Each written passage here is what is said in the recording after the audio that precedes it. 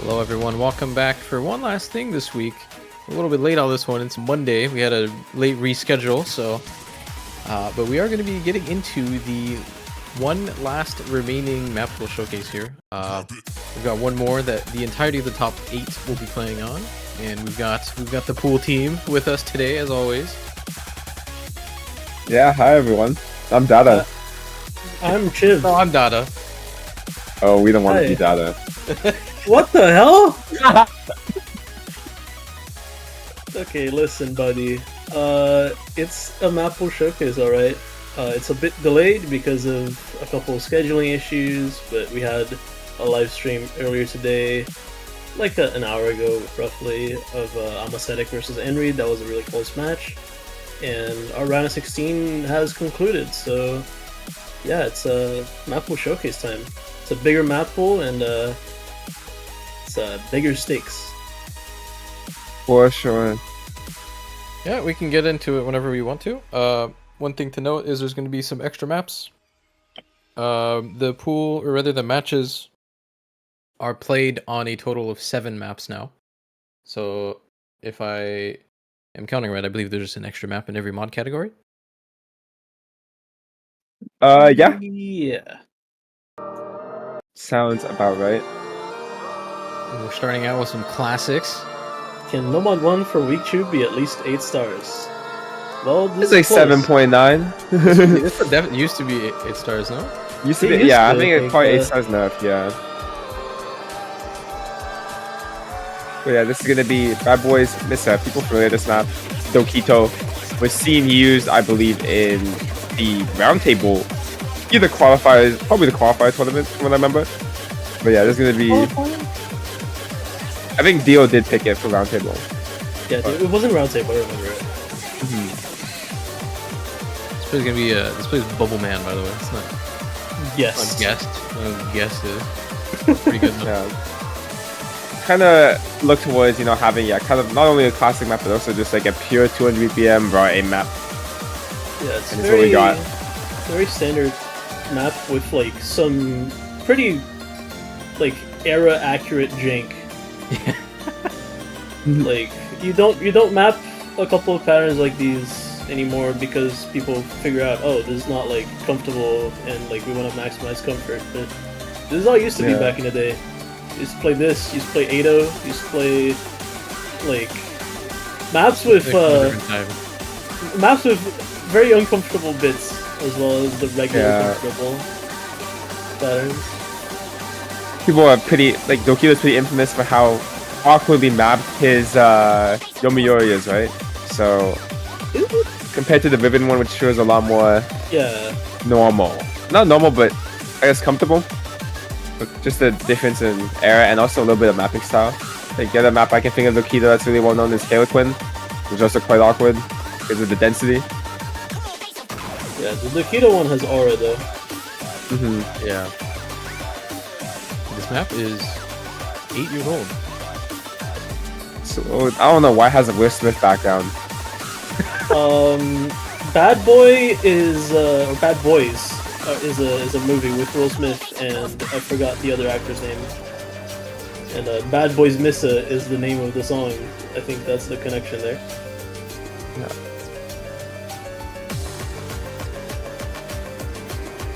Shout out to Will Smith. Don't slap me.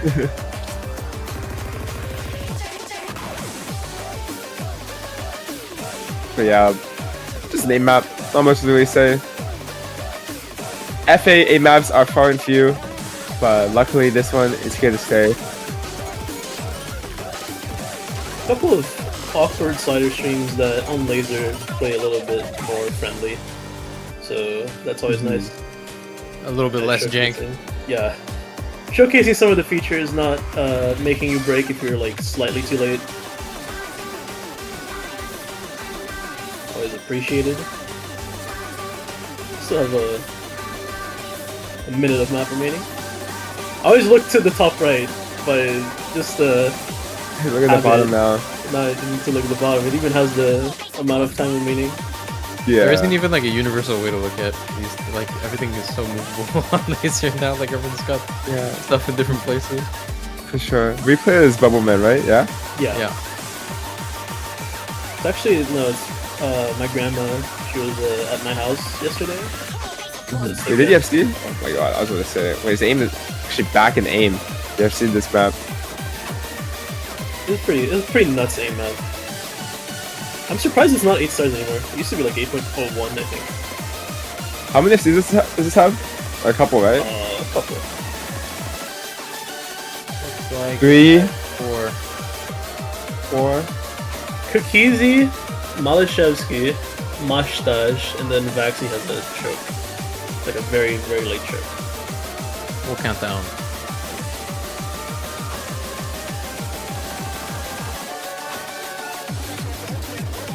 Alright, that's number 1. Thank you, guest. Guest Crazy, played pretty well. He Cult outplayed. classic, this one. He outplayed. They picked DT2. Yes. Great. On to number 2. Going to be maybe a well-known map. I don't actually remember where this came from or why this was made, but it's a Lucky Mad Dog street map. Dreaming Attraction. I think this one was just made for fun. Yeah. Actually, made for fun in the world where this song gets overused for every single custom. Dude, this used to be like a famous Arliss map. So Oh yeah, true. like, I don't know. Yeah. So for those who aren't familiar with this map, this is kind of more like the streams are kind of short, but a lot more flow intensive than last week, obviously, which was more of a stamina pick. So definitely meant to feel very different for the players. Definitely. It's also 8 stars, so finally we have a map that's actually breaking that barrier. For those who were asking earlier. Yeah, very flow intensive. Not necessarily depth streamy. Last week we had what was it? Put Curse on You, right? And that map was very depth streamy, very stamina intensive.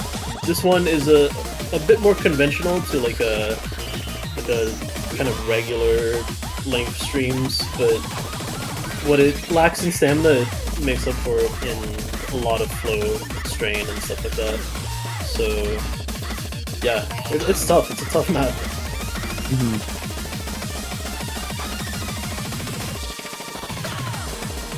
I feel like Barking Mad Dog like invented a map genre with this map and a couple of the other ones he did back then. Oh, Barking Mad Dog was like the primary supplier of No Mod 1s for a while, and then like Mechanics as well. I think there's a lot of people nowadays that just map like this because it's just fun. Yeah. There's a niche for it, and back then there were very few people who actually filled that.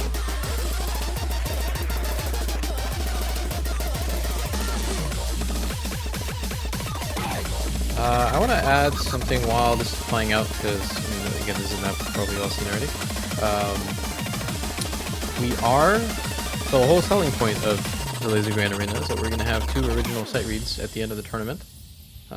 Obviously, those are sight reads, so we won't be showing those today, you know, for pretty obvious reasons. But in the match process for the players, essentially all that's going to happen, so this is for lower bracket grand finals and the grand finals themselves, so the last 2 matches of the tournament basically. That last process in the draft phase where they ban up until there's a map left just won't exist. The original will just be the map left, so just so people are aware. Yeah, it's not like we're showing the map and then they can't play it until then. No, we're not showing the map. Good luck. It's not uploaded until 5 minutes before they play. Hopefully.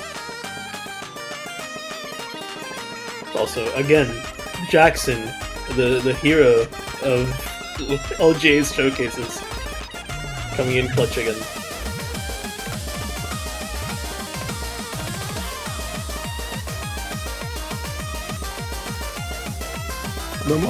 Number 1 was Bad Boys Missa, no KJK. But yeah. People probably know this map doesn't have that many long streams. Maybe long as a couple, like 40 notes maybe. compared to the 100 or so notes of last week's pick. Definitely a lot more flow intensive. See, I like the last one a little bit better because I could play it kind of. This one, I have no aim left in my arms. Alright, that's number 2. Straight to number 3. This might be familiar to some people. First, stolen tournament custom. First, this pool, at least. I think there's a couple, no? There's a There couple, was a yeah. couple, yeah. There's a couple this week and there's a couple last week as well. Going to be... Draw me a map. Let me feel the top, which is a toy block custom for Corsace last year. Shoutouts to Corsace for mapping featured artists. Oh, I definitely. think they not only map feature artists, they commissioned this song individually, right? Like from Corsace as a separate entity. Like I think this is a specific song made for Corsace, if this so, source is to be believed. So yeah, it's a kind of a rhythmic alt map. Like it has flow alt patterns, and then there's a couple sections that have a couple of tricky rhythms and slowdowns and a couple of 1/6 patterns as well. Specifically around 2/3 there's like a solo that does a couple of funky rhythms as well. But yeah, it's a really hard map, honestly. I tried playing this one because on the list of maps that I actually can play nowadays, and it's really hard. I think one thing that was noticeable for me when I was playing it is it's actually a little bit faster than you'd expect. Like the song, I don't know, the pace is just like a little bit higher. Like if you don't pay attention, you'll actually like fall behind and start playing slower than you need to. Yeah. I think it's just one of those things because this song is 310 BPM, or so that would be like 155, I guess, in alt. Yes. Which is not super common, right? Like you're probably used to tapping 150, you're probably used to tapping 160, but not in between. Yeah, So- it's faster than usual. I think here's a couple of the rhythmic kind of sections that we talked about earlier, where it slows down a little bit, has a couple of like 1/3, maybe even like actual BPM slowdowns. Oh, we have to clarify that the song is from this decade. Yeah. I mean, is it really? Like the pandemic was a decade of its own. That's true. Sure. Yeah, this map is not even that long. Yeah, it's very short and sweet. I think this is gonna be a pretty popular one. For sure.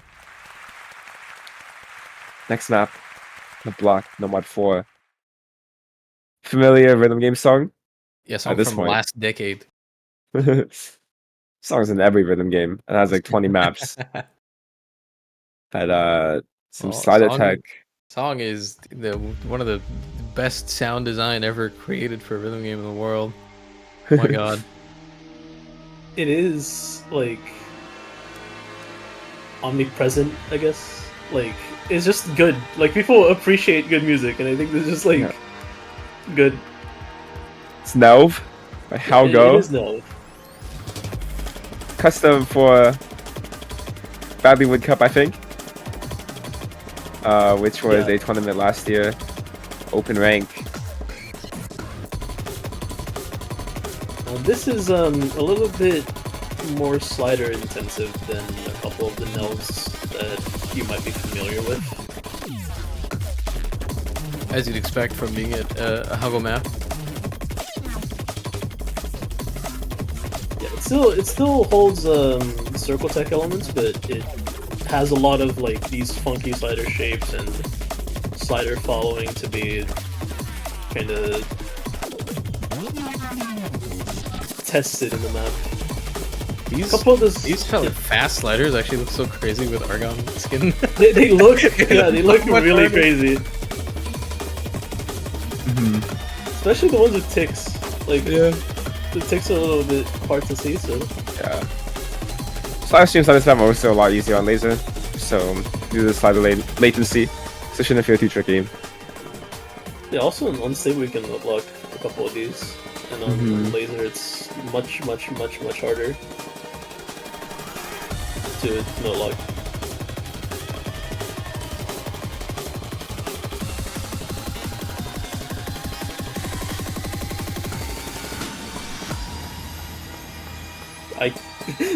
I don't know how to follow that slider on this skin. My brain just short circuited. Yeah. Oh. I can't believe this map's only 7.1. Yeah. It is kind of like an analog to the Hard Rock one last week, where it's a short tech map. It's very intense, but this one is just harder mechanically. Sure. Yeah. Great play by Savari. Yeah. Just a casual 4-digit play.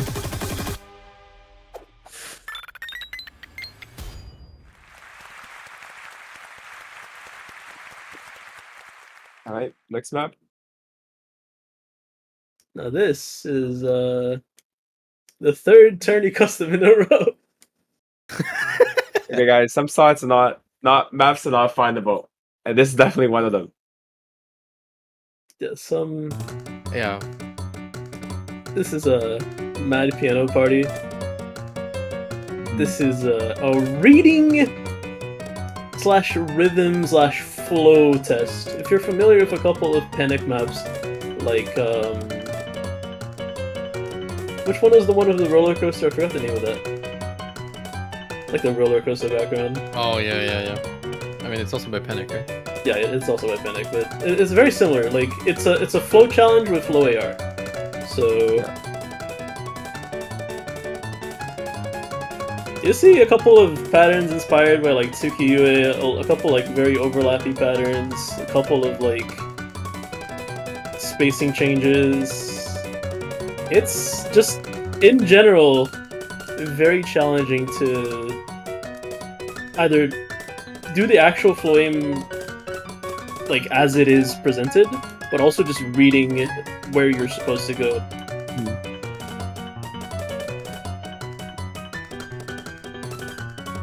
I don't know if we have a single FC replay. That's, we were betting on yeah, 50 misses. No, that's good. We had a day to get replays, so. Anyways, yeah. This is pretty tricky. A lot of the overlaps we discussed, yeah. A lot of reading intensity and flow as well. Also, a couple of like very fast bursts. Deceptively fast bursts that head into streams. So, finger control there as well. Oh. Yeah. Am I lagging? No, I think it's fine on stream. Okay. My headphones are exploding. Yeah. Alright. It's gonna be Nomad 5. On to Hidden 1. It's an insane Another replay, by the way. classic map. Yeah, really good. So, actually, I don't know if it's a classic map, but it's pretty well known. Maybe not this diff. Oh, and there goes And there goes the stream feed. And it's back. We're good. We're good. All right, Hidden 1.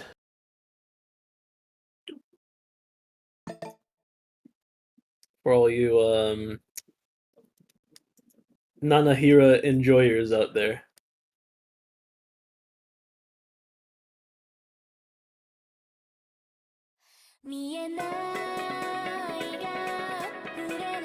Oh, just realized we forgot to add this on the overlay. This is Captain's diff, not the top diff. Yeah. Toyoka. It's a speed map, but Azo replay. Is this type X?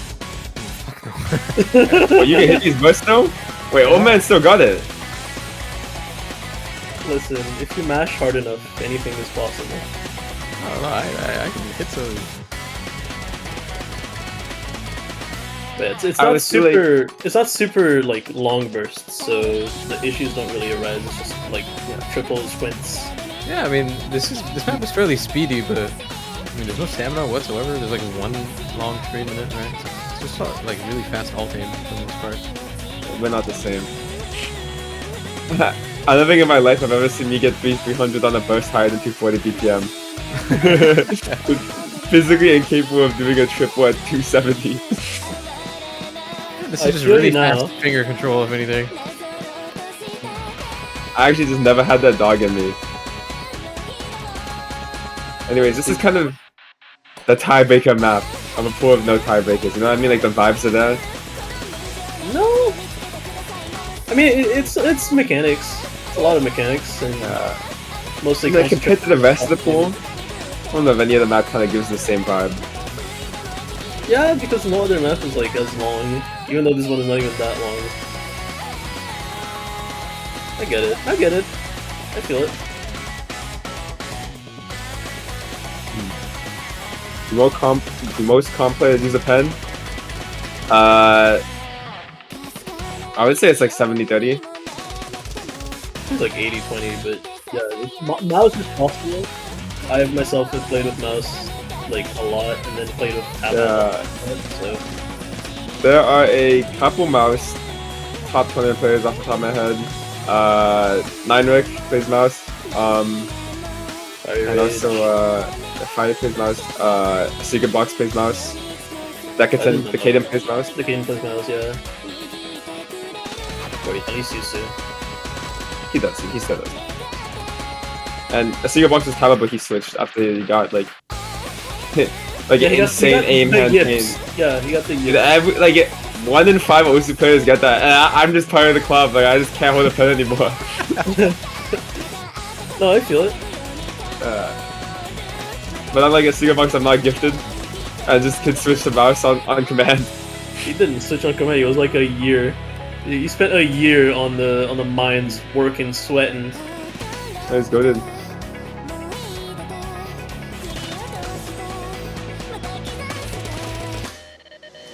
That's the biggest burst. The one burst. You got like 1 or 200. Oh, that was full double tap. Whatever works.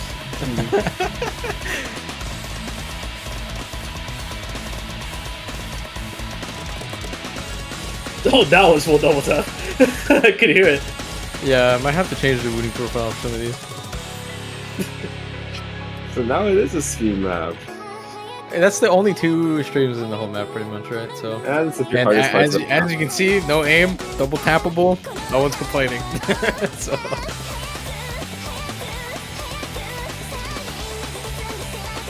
Everyone who would have complained is no longer in the tournament because they didn't qualify. that's right. It's actually so funny that we've only seen 1 weekend of matches, and there's actually only 8 people left. This is very interesting to me. I don't know. It is. It's gonna be interesting that we're gonna see like a lot of matches of the same players condensed in 1 weekend. So like, for a top 8, you win like 3 or 4 matches of the same person. If they're like in finals. Pretty much, yeah. Alright, hidden 1. Next up, hidden 2. This is a familiar map. Is it? Because I don't remember this at all in the year that it was actually played. Sounds familiar to me. I think this got banned and then That's banned and tough. bracket reset. Awkward aim, hidden 2. I specifically remember this one because I think that OWC we played like a show match with the pooling team with the testers and stuff, so we played that map in there. Yeah, I like this song. OWC 2021. Yeah, 2021. It was the year of Germany versus US on Grand Finals. So you already know Germany loves to play this map, and they played it every single time, right? They're very low AR centric. very low AR centric country, and they totally play this and didn't permaban it. But yeah, this is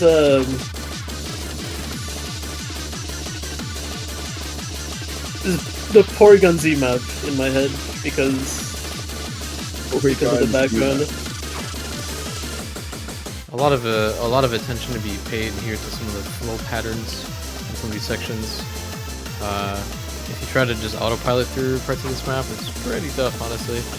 It's extremely easy to just catch and miss on these randomly, like it's not that intuitive. So that being paired with it being air 8 is honestly pretty hard. It's a very complete air 8 map, which it catches some people off guard because a lot of air 8 maps nowadays are either one thing or the other. They're either some like version of flow aim or they're very awkward aim, kind of like this essentially. So like having both elements at once and being this hard and to begin with is it's pretty challenging.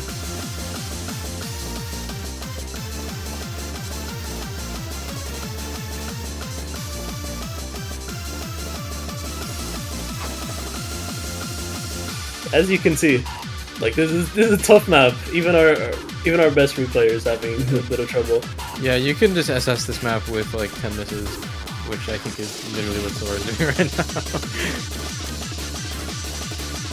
now. Yeah, the actual rhythmic complexity of this map is really simple.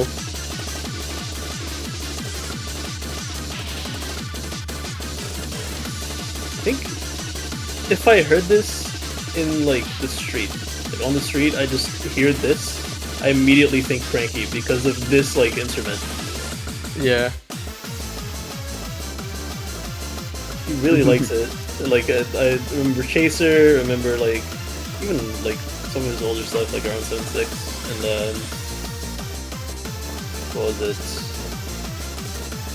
Hanarashi also had this. So very cranky song.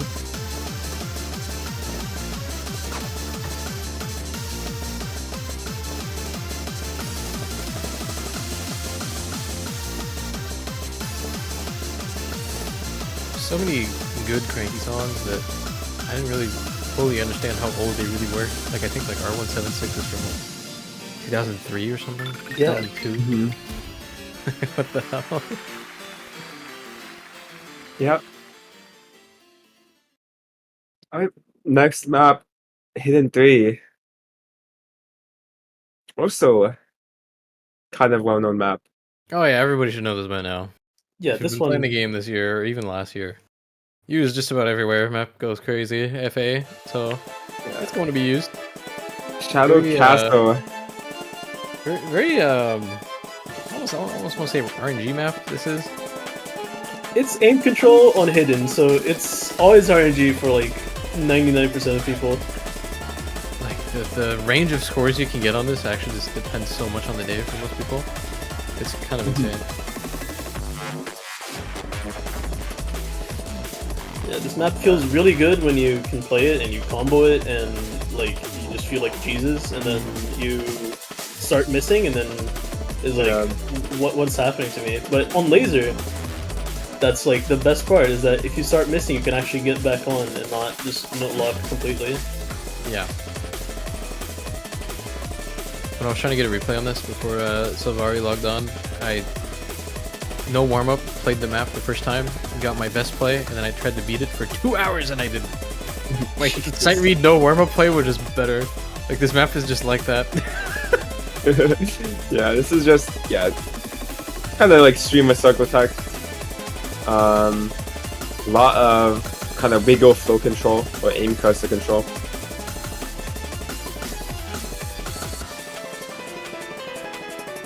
A decent chunk of like snappy aim as well on the KI times, like to reach some of the sliders in this. Yeah, pretty easy to catch a slider break on. That catches you off guard because you're so used to doing these micro adjustments, like very small flow kind of patterns, and then you just have to snap the other side straight. Yeah.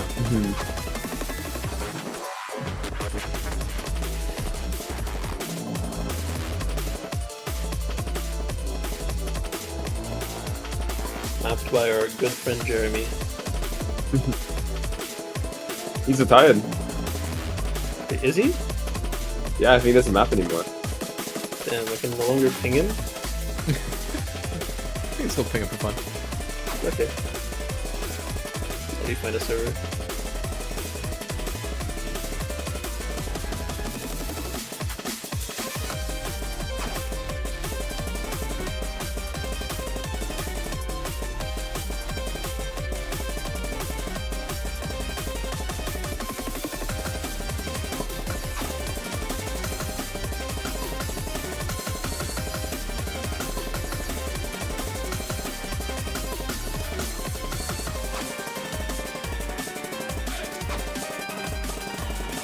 Oh, there it is. They missed Oh, and they no. didn't get completely note locked. They just That miss was- one note on these streams, which is It's a- used to be impossible. Last stream was a bit of a disaster. Crazy disaster at the end. It was so good though. Sounds hard. All right. Next map, straight to Hard Rock. Going to be some kind of awkward density aim. This Well, one, this one not really is dense in Hard Rock, but strong emphasis on the word awkward. Oh my god, Yeah. this map is like straining how This- awkward it is. This is my favorite map in the pool because I am a sucker for this artist, but No way, really? yeah, damn. If you could Gonna be- tell. Fina. I don't know how to pronounce that. Yeah, Queen of is fine.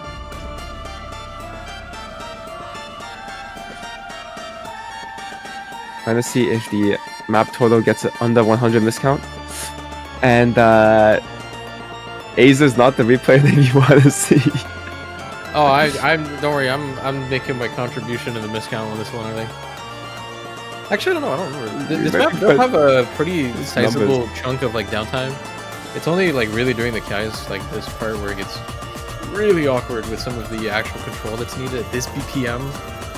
Yeah. Like, it's half and half, where it has like very slow parts, and like doesn't really go that hard for a couple of like one Well, collective minute.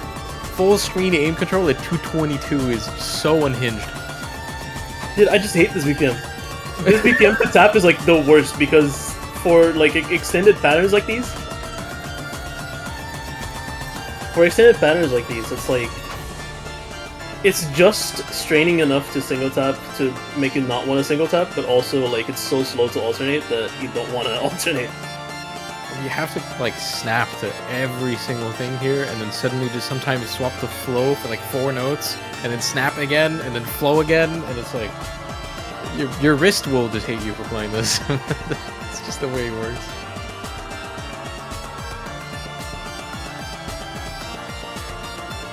Good morning, Wix.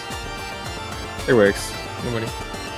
But yeah, there's you can see like most of this middle section is just a lot of downtime, not too much aim control here, so I guess probably gonna be important not to miss here. People find ways. Oh, they do.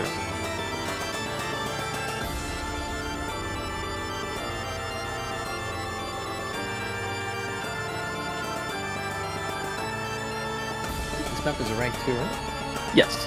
Yes. Of course, the only FC being Zudi.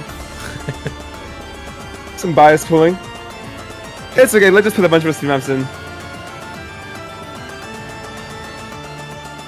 But where are the speed maps? We've gone so far without seeing more. I mean, this map is Nomad 2, Hidden over 1, 700 of our. That's crazy. Hidden 3. That's That's a so speed map. little.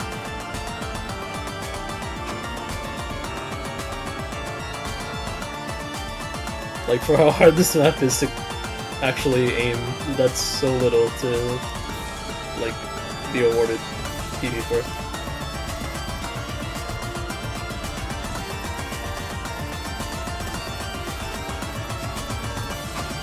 Like it's so nice when this map throws you like a simple aim pattern, like basic jump. It's just like, oh, finally a break. It's only 7-star aim, no.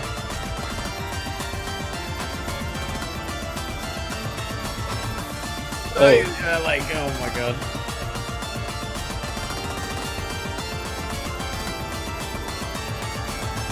And then this has a slow ultra, so you can get a lot of hundreds here if you don't expect it, because the BPM shift is a little awkward.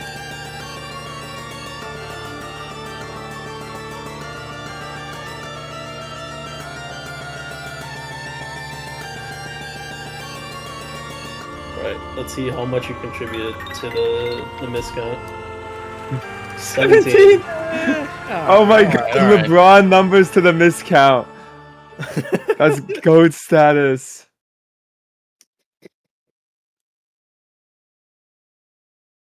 Alright, now for something completely different. Yay, flow aim. Yeah, pretty hard to Wrist find endurance. featured artist precision maps, isn't it? How is it No, hard to no. find if you found two? It's just not mapped very frequently without doing some more customs, so Mhm. I think you're likely to know these next two maps here. Yeah. Some CS8? So it's still about 8, right? Yeah. The same thing. Trust me, that point shoot makes a lot of difference. That's really heaven. This is pretty much just half of the map is Amy and half the map is flow. Here come the it's big kinda- streams. So these streams, look at how spaced they are. If you had that in like in CS4, like there would be very big follow points between them. So these are very, very tricky. Yeah. Oh.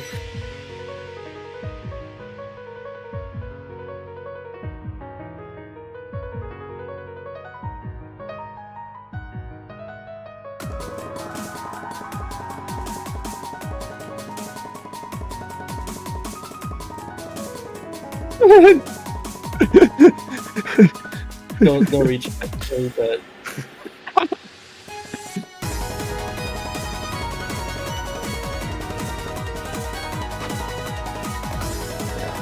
This is definitely wrist endurance test. Wrist endurance? Where? Which wrist? Oh, it's the left hand. The left The hand. tapping hand is going crazy on this map. You guys went there for the Ice Angel stamina training arc and it shows. What do you mean? Like you're either born Rogan limitation top play or Ice Angel is a stamina training map. Like there's no in between. You know who you're talking to? What do you mean? Oh, Mr. Everything will freeze. Oh. Famous speed player Alex Frost. Once upon a time. I think for 5 years I thought that was top diff until somebody told me it was extra diff. I was like, I thought you almost FC'd like time freeze of tap X. I thought you're the best player in the game. It's like, damn, like Cookies got so much attention. Why aren't they talking about Alex's score? Oh, it's not even top diff. It was a fraud all along. All right. Hey, more of the same artist here. Yeah, no, it's actually so easy to find precision maps, so we found two of the same artist. Oh, and this is a speed map. Don't get it twisted. Yeah. So, although this map kind of looks like the same thing on paper, same artist, high CS, like the way you actually play this map is like completely different compared to the last map. Like this map is much more wiggle and aim intensive as well as tapping. A lot more rhythm changes. Yeah, This is one of the maps that feels a lot nicer on Lazer. The other one had a very steady, like, tapping element to it, where you just essentially tap very normally, do a couple streams. It was very consistent.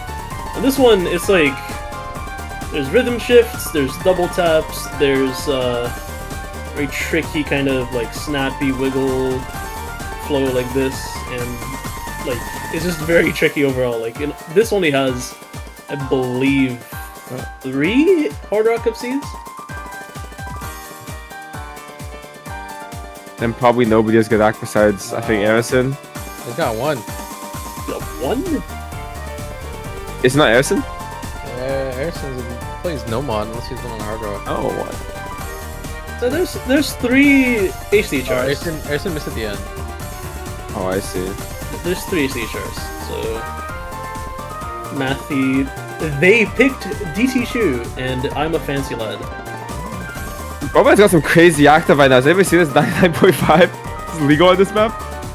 He is making this map look way easier than it is, by the way. Oh, there goes the act drop on the doubles. Oh, and I think he just over-tapped an overlap. The best Hard Rock act on the leaderboard on this is, like, even with non-FCs, is 2800s. Yeah. Yeah, good luck. If you start off poorly, Load 98. So, Overman kind of styling on us here as guest. yeah, who's to say his dog didn't play? I thought it was your grandma. Oh, sorry. It changed. Different guest. A lot of people. Dude, 19,100? 1900s. He actually just let the leaderboard know for fun. Good score? Yeah. I didn't Straight to even DT. know. He just casually dropped this, didn't say anything. What did Bubble Some Man say? players when are- he play? Gifted that Osu, but can just come back and do this for fun. He said nothing at all. This is just an average score for Bubble Man, bro. Like, what the hell? Right. Now we just destroy your sense of difficulty because we went from very gimmicky and like mechanically simple maps at least to literally just a mechanics test in Completo Retrotica.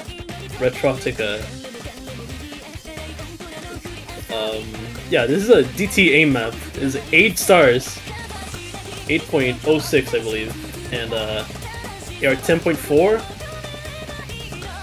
is just a big old DT test of mechanics, as my dog wants to be in the showcase again.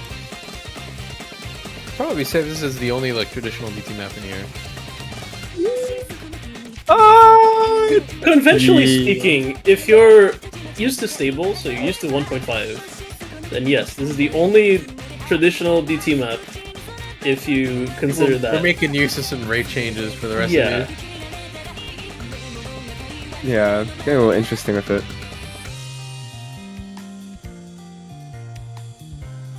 this is a very It is also breaking our sheets a little bit. We've got some 10-star maps coming up, yeah. apparently. I hope y'all can play Air 10.8. Our sheets are not adjusted for,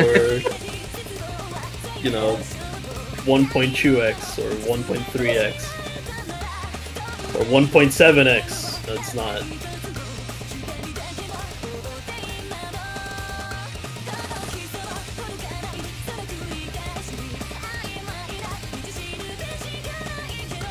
Pretty short map here with DT. This one, I think it's 220.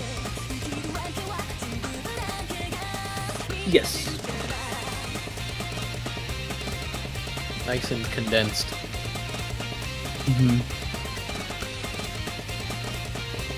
This is surprisingly very, very simple. Like, some people will not expect how simple this map is. Also, yeah, unfortunate. Alright, now, you might be familiar with the next map, but definitely you are not familiar with the usage of the next Yeah. map. No, this is so cool. I think this is exactly why I think laser tournaments in the future are going to have some interesting times with rate changes and stuff like that, because it's not really a DT map we've got here. You may recognize this as something else. Hey! This kind of the simple stream map of the pool. Kind of had no one to be crazy info. So this is just your... This is your put curse on you number 2. Yeah, I know many people have done this on either Lazer or Makosu or whatever it may be, where they rate change certain stream maps to train stamina and like their speed, and this is literally what you do. You take a well-known stream map that you're comfortable with, and then you just increase the rate until you're not comfortable with it. And this is that in a tournament form. Yeah, it is 1.2 by the way. Correct. Yeah, 1.2 is up at 228 BPM. No clue what the AR is. I believe the AR is like 10 point. What? Okay, I had the screenshot. 10.3. I had this screenshot somewhere. Like 228 BPM. Yeah. Like 190 times 1.2. Looking through my ShareX history.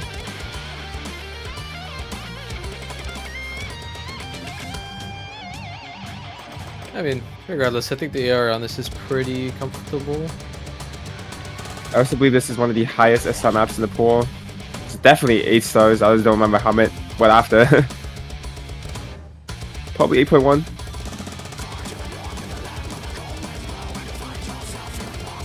This map looks a lot of fun.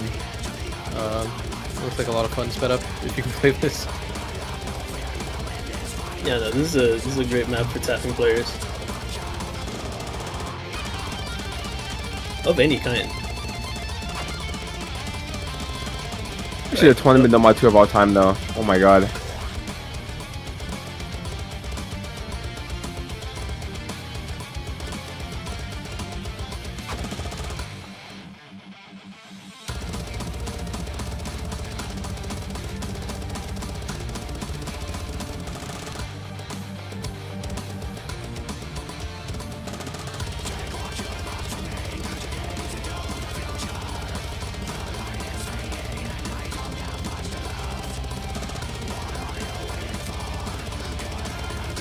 I still remember the guys who went to an 8th Realm concert and were like, "Hey, we're from Osu," and then they were like super chill. Always love to see that. Yeah, I've heard of that too. All right. DT3 map that might be a little. Actually, I don't know how many people actually know about this map. It was a custom for something. I don't remember anymore. But it is the Dark by Fergus. Also on 1.2. This is the kind of finger control burst map. There's like 260 BPM, 258. Wow, the speed. Oh yeah, that would make sense. Yeah. This is a tapping nightmare. So I remember this Courses Closed map called I don't think I can even say it on stream, but it's basically that but playable. This map comes hard. in at 255 with this rate.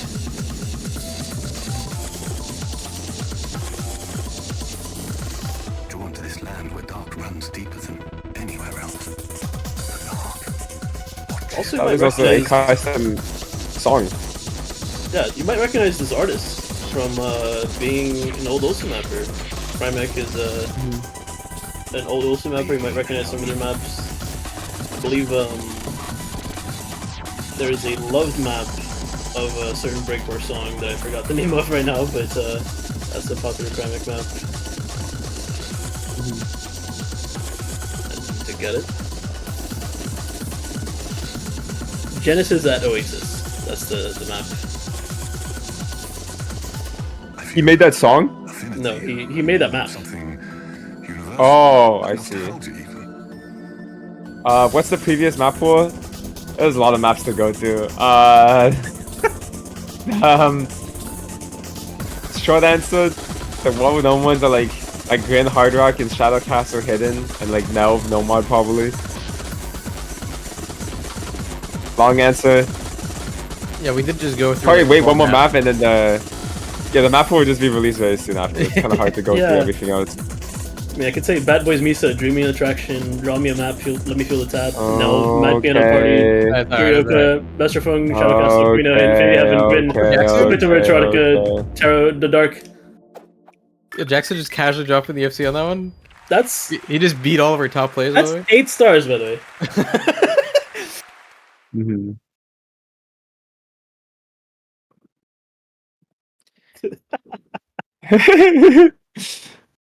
Jamar is deciding to get involved now in the Twitch chat. Dada and Aza popping out with that map pool once again. Oh! Alright, so this Oh. No one, love for this whips. map, This map is Demon. So we weren't sure. Yeah, correct me if I'm wrong. We weren't sure if like anybody could play this. yes, And we Bubble Man can. So originally had this at 1.5 because we didn't realize we could have used rate edits in the tournament. So we had this at 1.5 and we were like, there's no way anyone can play this. And then with the rate changes, we could actually like rate it down to 1.4, and then people could actually play this pretty okay. Yeah. It's still hard. It's still very hard. It's so hard, yeah. This might be the hardest map in the pool. This is the Wixinator pick. He's not here, but he's showing in the Twitch chat. Yeah, some swing DT. Kinda meant to not be the topping map of the DT pool, but still has a little bit of fan control. Longest burst is like 5-6 notes, I think. I think. I don't even know how fast these bursts are. I want to say they're like 280. So if 232 BPM 1.3, that's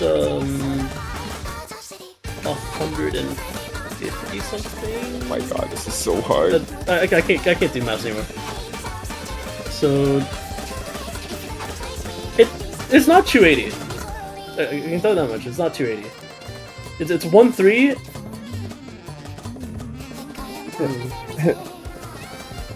Who's popping up on this map is the real question. There's only one Hey, guy. KNZX. Actually, no, there's three. Is it Bubble Man, Dada's grandma, or Dada's dog? We don't know anymore. Yeah. Oh, It's a tag for replay of all three, and the Three of them are playing tag 4. yeah. Yeah, that's impressive. That takes that was it. takes some skill. yeah, map is really short, so and that's already 600k when he had 93% AC and 300 combo. All right, that's the whole pool. So one more map in everything. For the remainder of the matches, the draft includes 7 maps, up from 5. And like I said at the beginning, last 2 matches, the last map is going to be replaced by a brand new original that's not been yet. That has yet to be revealed. That the players are going to sight read on the spot. So should be a pretty funny weekend. I think due to the actual amount of matches that need to happen, most of the matches are going to be on Saturday, which coincidentally enough is the funny number date. But I think the actual grand finals and stuff like that will actually be on Sunday. Schedule's not done yet. But yeah, 7/28. 2 more reveals if you care about originals. They're pretty good. That's about it. Yeah.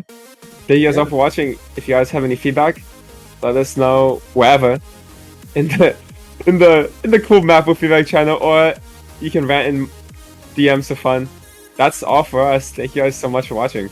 Oh, but for real though, right? This tournament being just so experimental in every single step of the way, right? Like literally every aspect of this, either brand new or we're trying something brand new, right? So if you got any thoughts, let us know. I think we mean that a lot more than we usually do when it comes to OWC, because I think OWC we're a little bit like formulaic, like we know what we're doing. Not for this one. Brand new, everything's on the table, right? If you gotta take, say it. even when it comes to like the actual lobby experience, the stuff regarding Lazer multiplayer, we've had a couple of feedback things about the leaderboard that pops up in multiplayer, and we're probably going to be fixing that before next weekend. So like anything that you can think of that kind of bothers you, or you think you can improve, make sure to say it. All right, I think that about wraps it up. We're done yapping for today. So we'll see you guys on next weekend for Saturday for some more matches for the top 8 between, let's see, who do we have? We have Amamiya Kokoro, AKNZX, Welter, Nope KJK, Tebi, Flying Tuna, Zudi Nader, and Enri. Crazy lineup for top 8. So we'll see you guys then. Bye. See ya.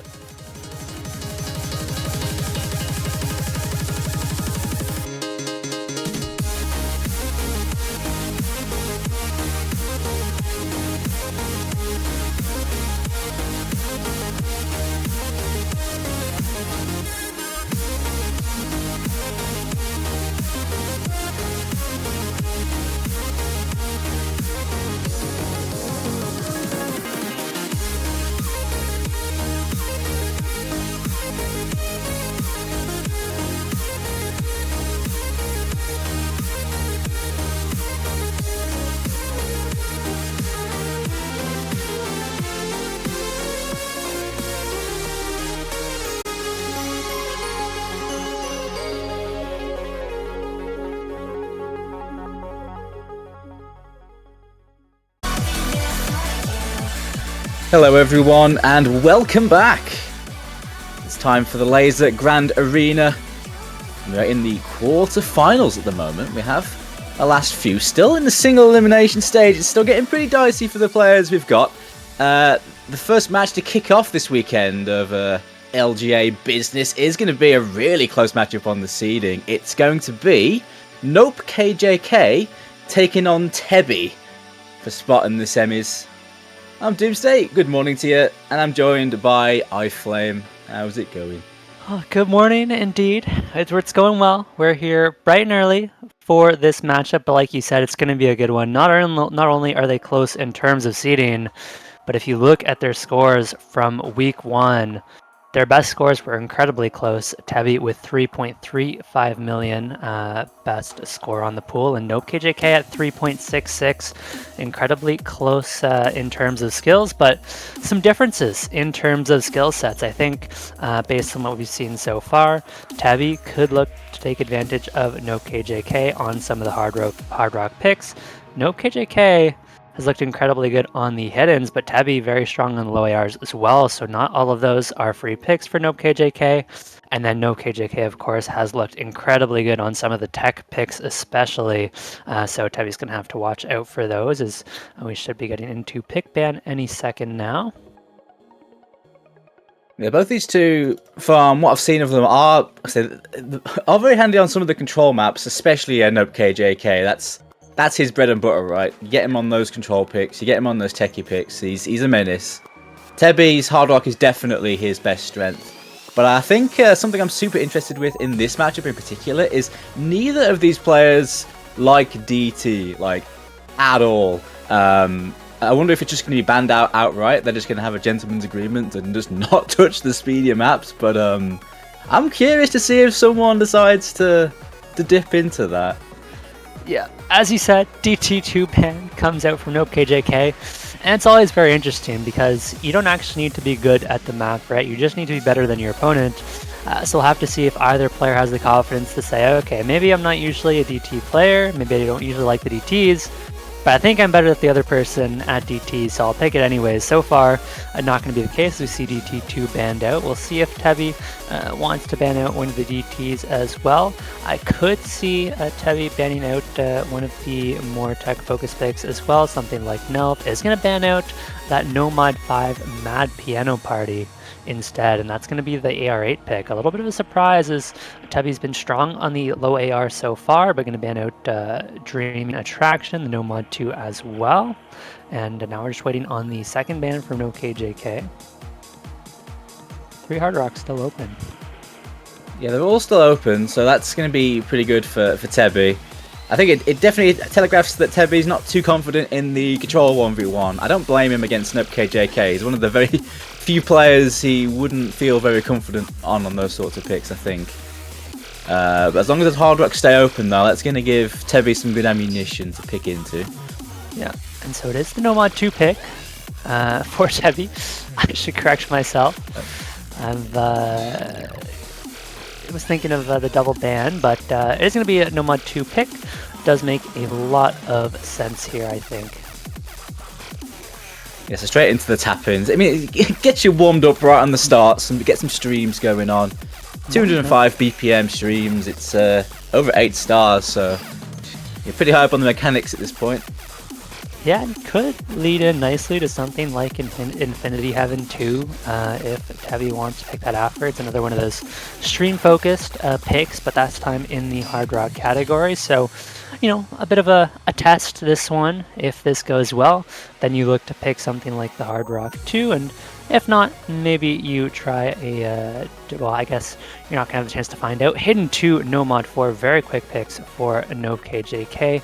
Again, has been incredible on the tech, and then, of course, wanting to go for that low AR hidden pick. And the Halgo of No Mod 4, that does have an aura to it. No, yeah. That is some slider tech. Yeah, I mean, just even going back to the qualifiers, right? As we do see a DT3 picked from Tebby.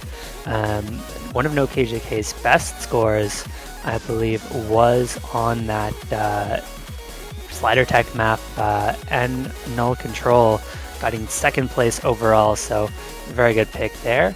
And we do get into the second round of bans. Of course, 2 hidden maps still open.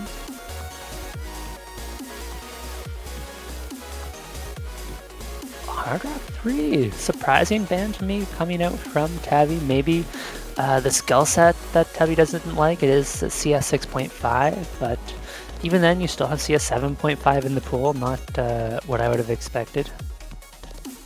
It must just be the control side of things, right? I suppose, with Grin just being full on KTG's control mapping.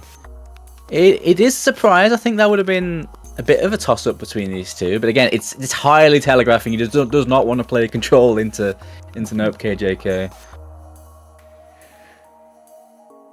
Yeah, not wanting to risk it. Nope KJK is gonna have to ban 2 maps in a row, and we'll see if which one of those comes out. I wouldn't be surprised to see another DT ban, and there's the DT1 coming out now. And for the second ban, my best guess would be that Hard Rock 2, but we'll wait and see. Surely Infinity Heaven has to happen. I mean, if he's going to be picking into the stream maps, he's got to be going into that at some point. That Hard Rock 1 Queen is a bit more of a toss-up, I suppose. It's more on the mechanics side of things as well, in terms of the aim. But I'd be surprised if he picks that over Infinity Heaven, really.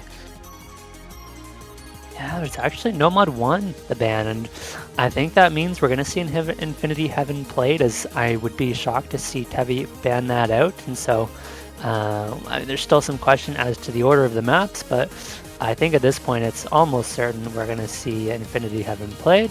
Tevi has quite a few options, I think. Nomad 3 could be scary, but feels like the kind of map that Tevi could put up a solid score on, so I'm not sure you need to ban it, but it's definitely an option. I'd be pretty surprised to see the DT or either the Hard Rock bans come out. So to me, it's either going to be Nomad 3 or potentially one of those remaining hiddens.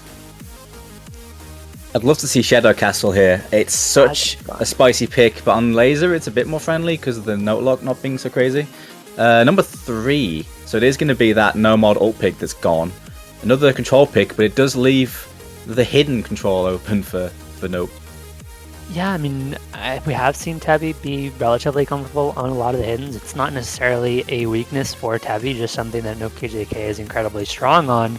That'd be more so the reason for the ban. And with no surprise, as you mentioned, that hidden control pick is going to be a very quick pickup for Nope KJK. And I think that's going to leave Infinity Heaven. No surprises there. First pick for Tabby. This is CS 7.5, but it is a stream-focused Hard Rock map. Should be very strong. We have one last round of bans here since the pool is bigger.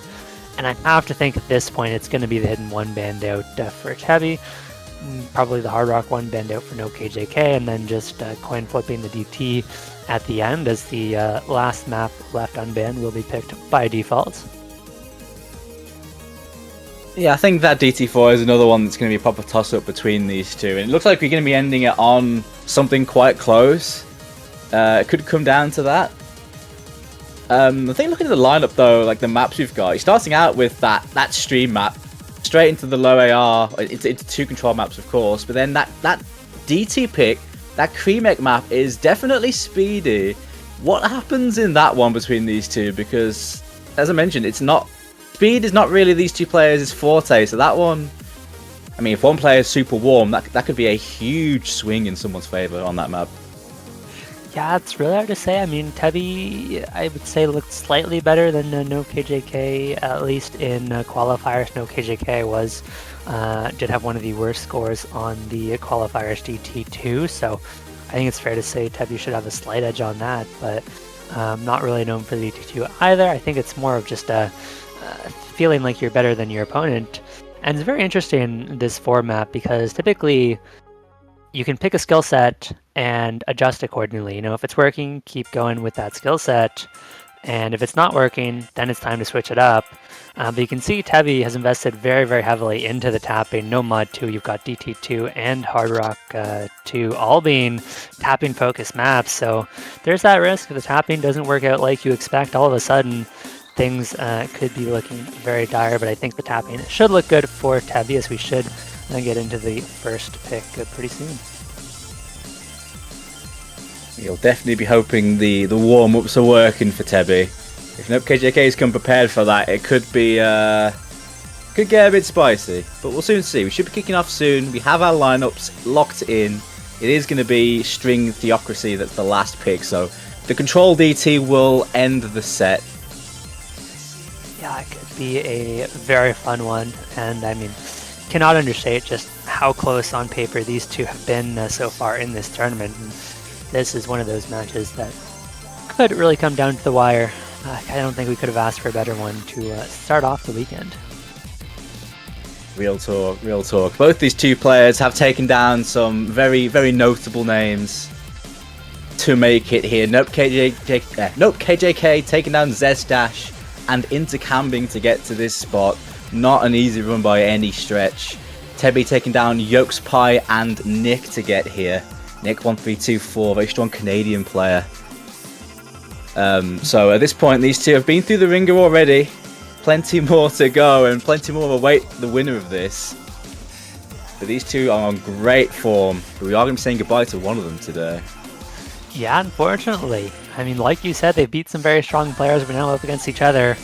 Only one can survive, and as you get farther into the tournament, you're going to face tougher and tougher competition. But they've already done a very good job of making a name for themselves, and I find the map border kind of interesting as well, right? You have some kind of pretty jarring ones. You go from Shadow Castle into a CS 7.5 pick in Infinity Heaven, which could be kind of awkward transition potentially. I think these players should be ready for it, but it might take some time to adjust. We could see some uncharacteristic early misses. And here we go into the No Mod 2. This was Tebi's first pick of the match, and we'd like to see on the first pick Tebi build up a decent score lead, because no KJK is going to look to fire back with the next map. Here we go.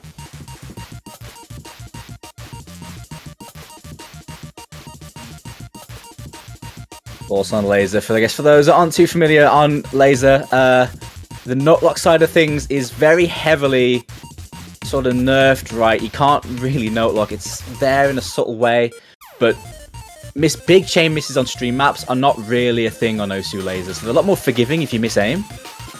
You can get away with missing one note and recovering pretty well, and still get huge chain misses over miss aim these sorts of 8-star streams though.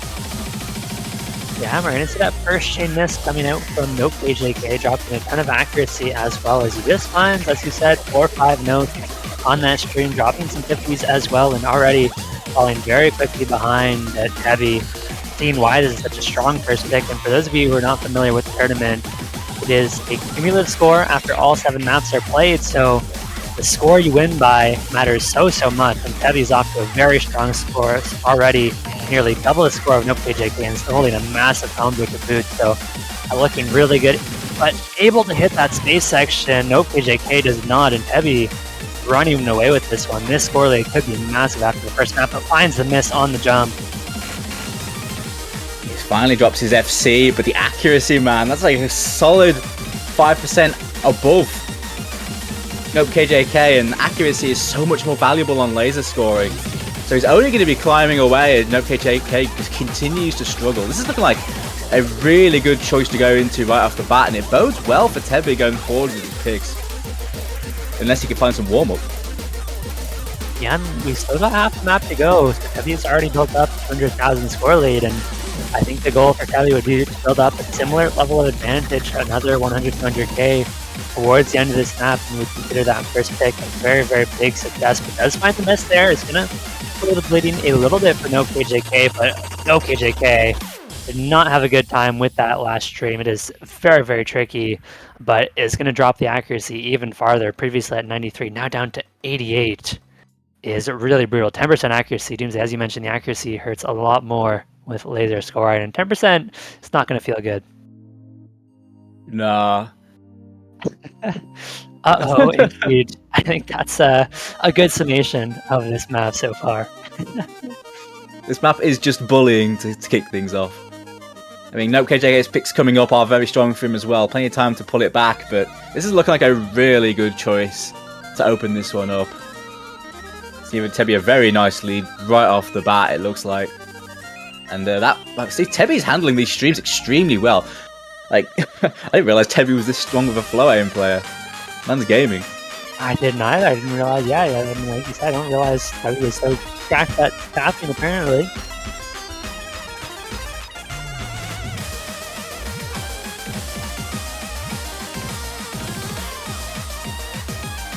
I feel like this kind of a format really rewards the players who are really solid at kind of a very diverse set of maps and don't have certain maps that they're going to get completely blown out on, right?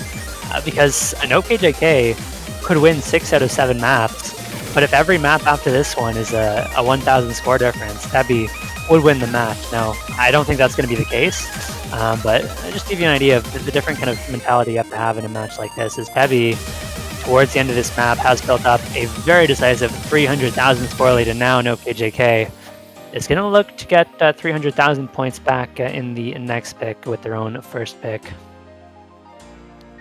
Right off the bat, though, yeah, solid 280k of lead there for Tebby. What a start for him here. The next 2 picks are Nope KJK's 2 control picks, which Tebby seems to really not want to go into with his bans. He's going to have to contend with them here. He should be pretty solid on these. He's should be capable on these. But Nope KJK is one of the scariest control players left in this tournament. Yeah, not only one of the scariest control players, but one of the scariest reading players, as we're going into AR8 Hidden. And interestingly, something Tebby did look quite good on in the qualifiers. Now, maybe with the scaling, Tebby will struggle a little bit more on this one, but I don't think low AR Hidden is a bad skill set at all for Tebby, so we'll see if Nope KJK can make up that score difference, or if Tebby can hold on to this score lead for the first 2 maps. Potentially some nerves are going to be in play, though.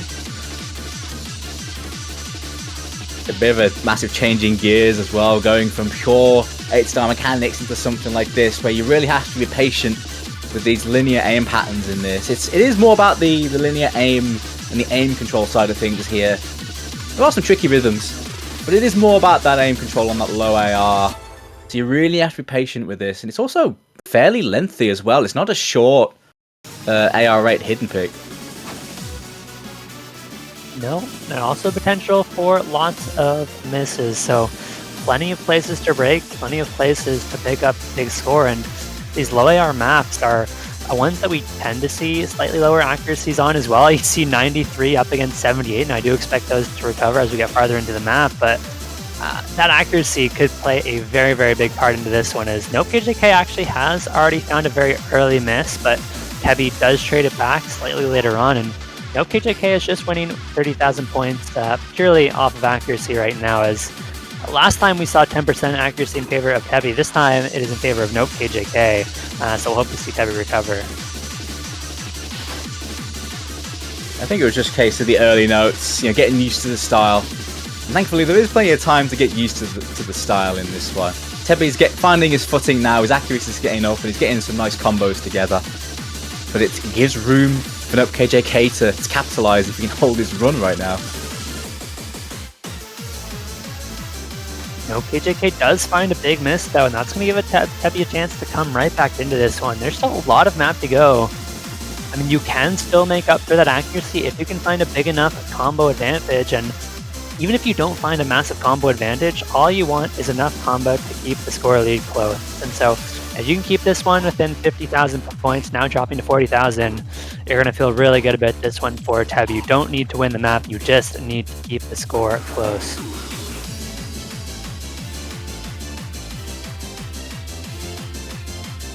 Combo gaming isn't quite completely dead in Lazer scoring. If you get a very major combo increase over your opponent, you can make up for a few percent of act down. So, if Tebby can pull out a crazy combo here, the accuracy won't matter too much. But you do have to have a big combo advantage, really, to make that count. Yeah, even then, Tebby has done a phenomenal job of recovering the accuracy, as now Nope, KJK finds yet another miss, and Tabby 500 combo in the lead has recovered the accuracy nicely, only down by 1.5%, and all of a sudden that score lead is going to go right back over to Tabby, and this is where we see Tabby is very capable of playing these low AR hidden maps, and now takes over the score lead, does find the miss, but I think has done more than enough on this map to hold on to the score lead, at least through these first 2 picks. I mean, he's gained like from about 90% to about 95 on the axe side, so he's way back in it on that side too. And that combo was crazy from Tebby. That was a really good recovery from him. I'm gonna put Nope KJK in a pretty dicey position here because his first pick he's still gonna be quite far behind. His next one is coming up after this. But Tebby really holding his own on this as we thought he would, right? But he's held his own extremely well on this pick. Yeah, and normally you'd say, you know, it's all good, it's 1-to-1, but in this format, it's not quite 1-to-1. Tabby's going to be ahead by 250,000 points after the first 2 maps, and the first pick is one you want to win by a lot of points on. Tabby has the next pick and is going to look to push this point lead even further, as it is, I believe, the DT pick up next. I think it's the I'm remembering Nomad 4 correctly. actually No, next. oh, you're right. The Nomad 4 and the DT comes afterwards. Yeah. Honestly, very good scores from both of those two. Like 650k on that. Those are 2 very good scores for that map. A 6 miss from Nope KJK. That thing wasn't that Grand Finals in OWC not very long ago? In the low AR? Yeah. We're dealing with 2 very good players here, but here comes the Halgo tech. Yeah, I mean, no KJK has absolutely excelled on slider tech all tournament long. Traditionally, very well known for the aim control, but slider tech has been a huge source of advantage for no KJK all tournament, and looking to do the same here on Nelv. And this one, this is honestly a map where I'd probably give no KJK a bit more of an edge compared to the hidden 2 that we just saw. I think Tabby is solid on tech, but I know KJK will hopefully be able to build up a solid score lead and bring this one back. Yeah, this seems like very much up his alley. It's very much what he's known for. But again, it's another one where all Tebby really needs to do is just don't in. Just don't in. You just need to do okay. And you can get into that next DT pick of his in a really good spot. But the thing is, the accuracy on these sorts of maps can be a scary situation, right? This crazy slider tech, and with accuracy being so much further heavily weighted, really. If you can ack these sorts of slider tech maps, and your opponent can combo them in like a score v1 setting, or a stable setting rather, it's not really going to be enough here. You need to ack it.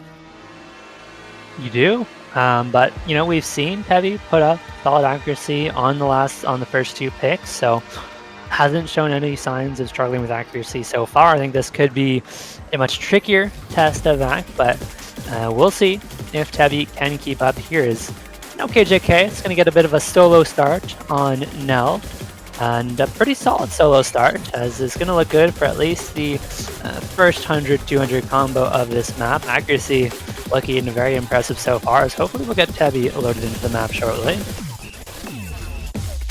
Yes, Tebby locked up. Is he frozen? I'm not sure what's going on there, but we'll see what's happening. We'll see what the ref says. Oh, there we go.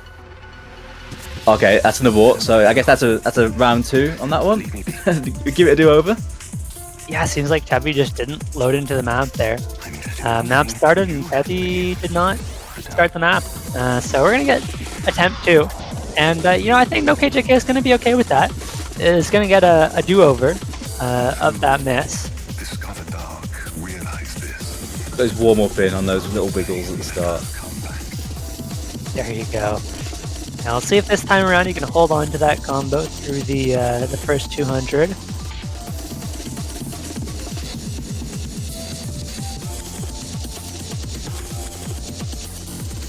Drawn to this land where dark runs deeper than anywhere else. The dark, watching. packed weekend, by the way, for LGA here. Not only are we having the quarterfinals, but we're actually having the semis, finals, and grands, I believe, all this weekend. It's a packed weekend here. Oh, no Live for the Lazer Grand Arena. It's all happening. So many matches going on, actually. Yeah, we've got quarters and semis happening today, and tomorrow, Sunday, will be both the finals and the grand finals. I think we have one semifinals match on the Sunday, that 7 UTC match between AKNZX and the winner of the Welter versus the Flying Tuna. That should be a good one.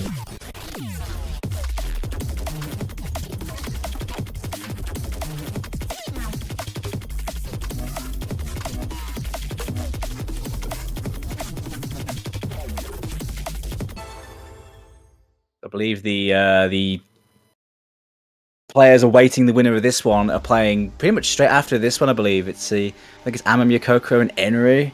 The winner of that faces the winner of this, and that match is happening at 13 UTC, just in about 3.5 hours time. So not too long to wait to see who will be facing the winner of this one.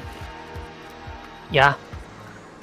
And yeah, that match would happen at 15 shortly after. So we'll find out the result of this kind of portion of the bracket very quickly, as both players looking pretty solid at the very start of Neld. And we did see NoKJK drop the combo about 200 combo in the first time around on this map. We'll see if he can hold on this time around on the wiggle, and this time able to do so. So NoKJK getting off to a better start, but being matched by Tevi, who's just down a tiny bit of accuracy and now does find the miss. NoKJK gonna have a chance to build up a bit of score lead here.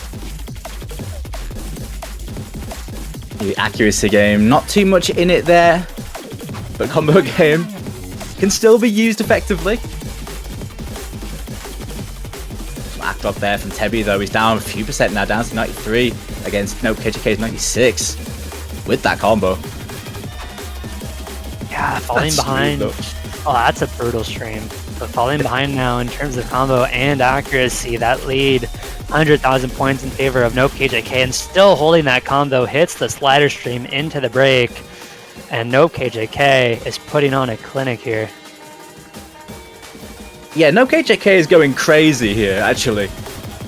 This is not a long map, we're halfway through. It's only the short version of this tune. Bit of combo for Tebi through the slightly easier bit. There's the break from NoKJK. And his accuracy is down a bit as well. He's only ahead by about 1%.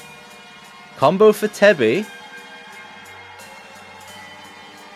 Yeah, and unfortunately Tebi has been able to build up. The solid recovery combo does drop it there, but has kept the score lead within 150,000. That will grow a little bit towards the end of the map, as NoKJK has recovered the combo nicely, but finding another miss. This one looks like it might sit around that 150,000 mark, barring any big accuracy drops from either player, but it's big accuracy drops from NoKJK actually, and that score lead is going to shrink just a little bit towards the end of this map. Tebi trades those drops right back, and so I think with 150,000 after 2 NoKJK picks and 1 Tebi pick, Tebi is going to be holding on to this lead by about 100,000 points, and Tebi with the next pick is going to be feeling really, really good.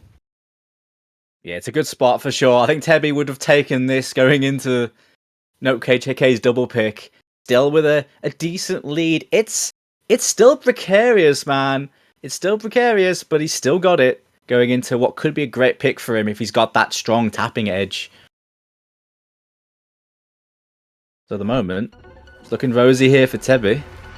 Certainly is. We saw the tapping advantage on Nomad 2. We'll see if that tapping advantage remains on something a little bit faster in the DT3.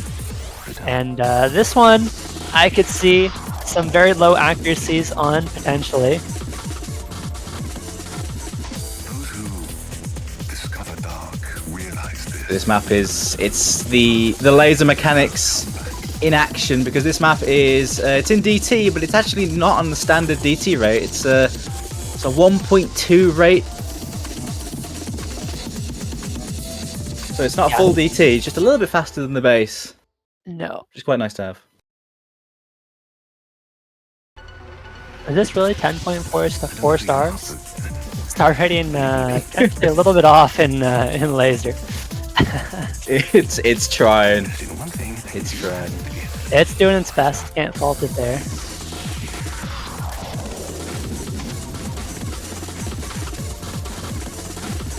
Those who discover dark Fergus great core this. Classic mapper for this Starla tune. You see him quite a lot. And the tapping is brutal. You can see both players really holding on, but the advantage is clearly showing. That's a lot of accuracy Tebby has over NopeKJK.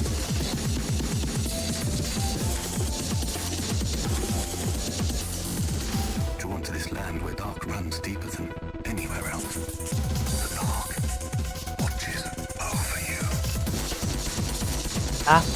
And Tebby off to a massive accuracy advantage. We see both players struggling with the accuracy somewhat, but it's NopeKJK down at 77, dropping the combo continuously as well. It's going to be down by 120,000 points with half the map to go, and Tebby looking to really push this score advantage going into map number 5, as NopeKJK is not having a good time on this one, to say the least.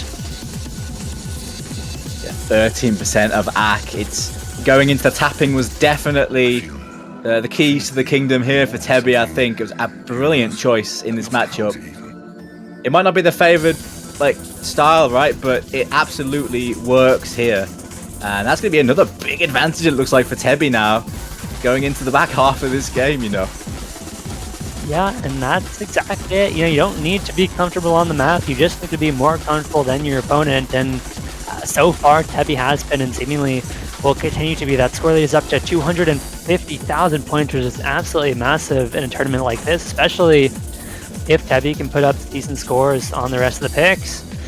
It could be poised to take this one, but it's far from over. All it takes is one map. NopeKJK is right back in this one. Exactly. And NopeKJK still has strong picks left, but at the moment, that's a big win there on that one for Tebby. 280k in his back pocket, and now he's got some insurance. Great pick. Well, great picking, I should say, into these tapping picks. Yeah. And what I realized is over the course of this map is that it's not actually 10 stars, just that I imagine the sheet is applying the generic DT formula to the map rather than the 1.2x formula. So it's just, imagine playing this map as like a normal 1.5 DT. It would be 10 stars, but thankfully not the case, as Shadow Castle going to be next up, and this should look good for NopeKJK. That hidden low aim, one of his best skill sets.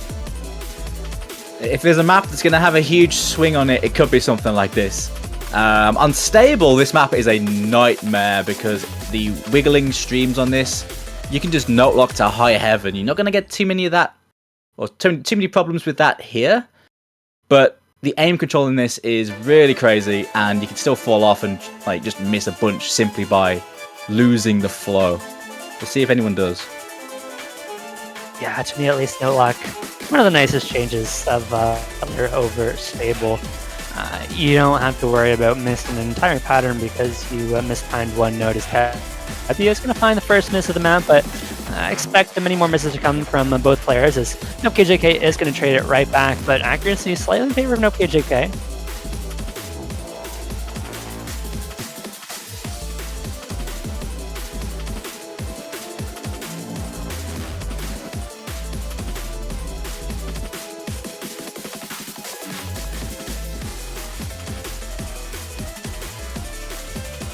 I would say this is just such a great map. Absolute banger. So much fun to watch as these players are killing it. But NopeKJK finds a big drop. Tebby, it's a massive combo advantage now. Accuracy more or less evened out, only down by 1, but does trade the miss back. So it's going to keep the score close between these two players. But NopeKJK not really finding the score lead that is necessary. At this point, a win on the map is probably not good enough. You need to see a win by 100,000 plus points in order to feel happy with the pick from NopeKJK. Tebby has just been so all-rounded on these picks. He's had a good one on pretty much anything, and NopeKJK, like I said, needed a big win on this, but that's a big ask on this sort of map, right? 97.3, NopeKJK is having a really good run, but Tebby has just been covering all of his bases today, not giving up KJK a window to try and get back into this one at the moment. Yeah, and I feel like a tournament format like this really favors the all-rounders, and Tabby absolutely fits the bill, able to play such a wide variety of skill sets at such a high level, able to play the flow aim, able to play the hard rock, able to even play the DTs as we saw with the pick to a high enough level to keep up a solid score. And even against a really solid DT player, not going to lose too much score on those kinds of picks. And now, no KJK, not even winning the pick. Tabby is up by 42,000 points, has the slight accuracy edge, and things are looking rough for no KJK. Another two very nice scores on this, but Tebby just got the edge on this one. He just had the edge today at the moment. It's looking really grim now for Nope KJK. It's not over yet, of course, but this was one of his last picks, one of his big picks. But Tebby with another very nice score to combat him on that one. Yeah, I mean, this was the last pick for Nope KJK. We've got one more pick from Tabby, which was that. I think it was I know it was one of the hard rocks. Don't ask me which one. I think it was the hard rock one. And then, of course, we have that kind of auto pick DT4. So it's going to be a big it's HR2. My bad. But asking Nope KJK to make up 400,000 points, especially when you have Infinity, you haven't still to be played, this really high CS hard rock stream pick could be a very tall ask here, but not impossible. Certainly can't count no KJK out yet. It ain't over. It ain't over until it's over. 400k is assailable. You can pull that back in 2 maps. It's gonna take a big swing, but it's not impossible. It's not impossible, but it is on Tebby's fairly favoured skill set. Nope KJK got a nice score on the qualifiers flow aim precision pick though, and that's exactly what this is. This is a bit crazier than that with very small circle size, like CS 7.8. But the precedent is there for Nope KJK to have a very high performance on this. We'll see. Yeah. While Nope KJK not traditionally good at the hard rock itself, has shown strong performances on similar styles of map. Maybe not with circles quite this small, but at least has traditionally been very good on some of these more aim control stream focused picks. But small circles already taken a victim here as Nope KJK will find the first and the second miss of this match.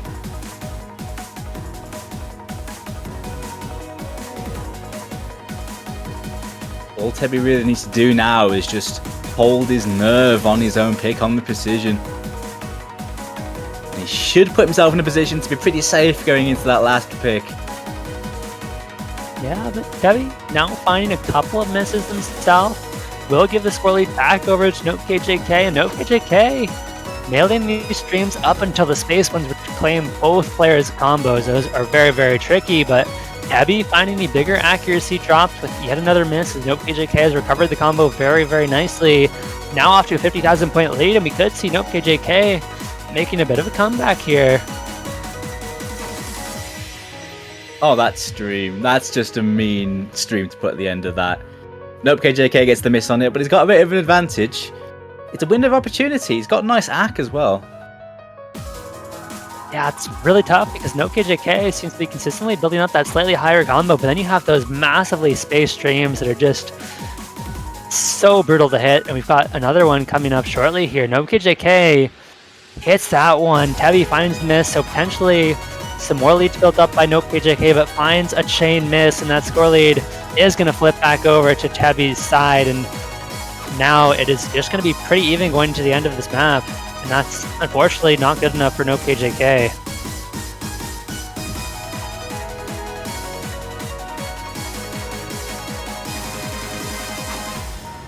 It is looking pretty grim now for Nope KJK. Nice combat though on Tebby's last pick. But again, Tebby just had that little bit more on a lot of these picks. A good fight though from Nope KJK on that one. But now it's looking, he's going to need a miracle on this last pick now. Miracles can happen. But Tebby Yeah. right now, he is sitting pretty for his spot in the semis. Yeah, I mean, I think the part of the big challenge now for Nope KJK is that, I mean, of course, winning the map by 480,000 points is a pretty big challenge in and of itself, but keep in mind, I think it's reasonable to expect Tebby can put up at least 200,000 points on this map, realistically closer to 300,000, even if he's not the most comfortable. So realistically, to find a win here, we're going to need to see a 700, 800k score from Nope KJK on this map. This is not an easy map. I gotta be honest, I am going in a bit blind on this pick in particular. I didn't get a chance to look into this one beforehand, but I think with it being more of a control-based pick, it seems like it's going to be a close one between the two. A big swing on this would surprise me. Yeah, I'm not going to lie. But I'm going into it blind, so I'm not quite sure what to expect, honestly. Yeah, I feel like I've played this map without DT quite a long time ago. I haven't looked at the map recently, so I could be overestimating the difficulty of the pick. But I feel like there are a lot of places that are very easy to drop accuracy on, and a lot of certain places that are very easy to miss on. Where I would be somewhat surprised to see an 800k score from either player. I think maybe 300 to 500k range, probably a bit more reasonable. But they may very well prove me wrong.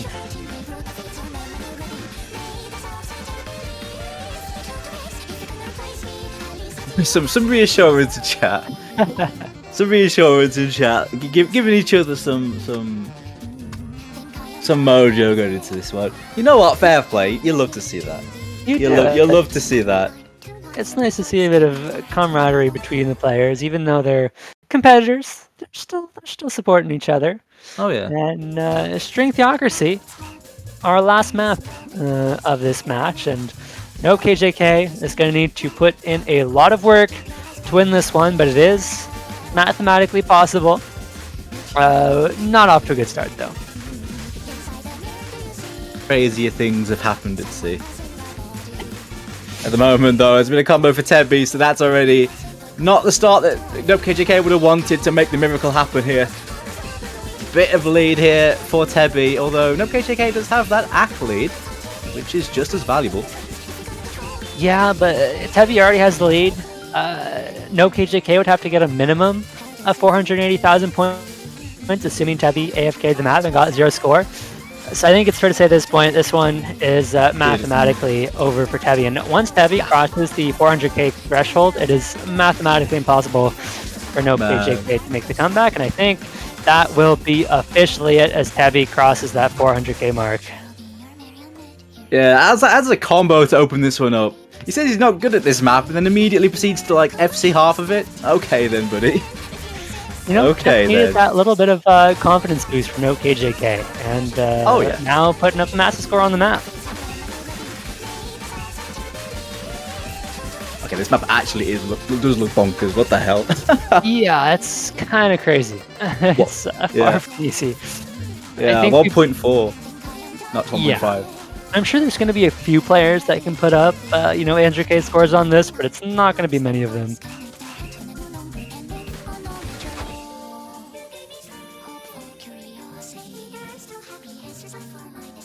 A little bit of an end flourish here, but that is going to be the flourish to Tebby's match, I think. C2 versus C13, incredibly close on paper, and it did work out to be a very tight matchup in the end. But Tebby just had that little bit more on a lot of these picks. It's going to be Tebby going through to the semi-finals of the Lazer Grand Arena. Yep, and as you mentioned, the winner of this match will go up against the winner of Amamiya Kokoro versus Henry at 13 UTC. We've got 2 other matches at 13 UTC as well. AKNZX up against Zudinator for match number 3, as well as Welter versus Flying Tuna. And then we are kicking off the semifinals at 14 UTC, so stay tuned for that as well. But of course, huge congratulations to Tabby. Do you say anything you wanted to add? Yep, just want to give commiserations to Nope KJK, giving us a really good run and having a good run through the first ever LGA. taking down some very big opponents on the way. This is where his tournament ends, but it's been a very solid showing here. Thanks for playing. It's been great to cast you, mate. It certainly has. Can't feel too bad about beating Intercambing in this one. That's always going to be a very impressive performance. And with that, we will be back at 13 UTC with a number of matches. So we hope to see you back there. Thank you, Trost, for the stream. Doomsday for joining me in the commentator booth. I've been iFlame, and thank you all for watching. Hope you all have a good one, and take care.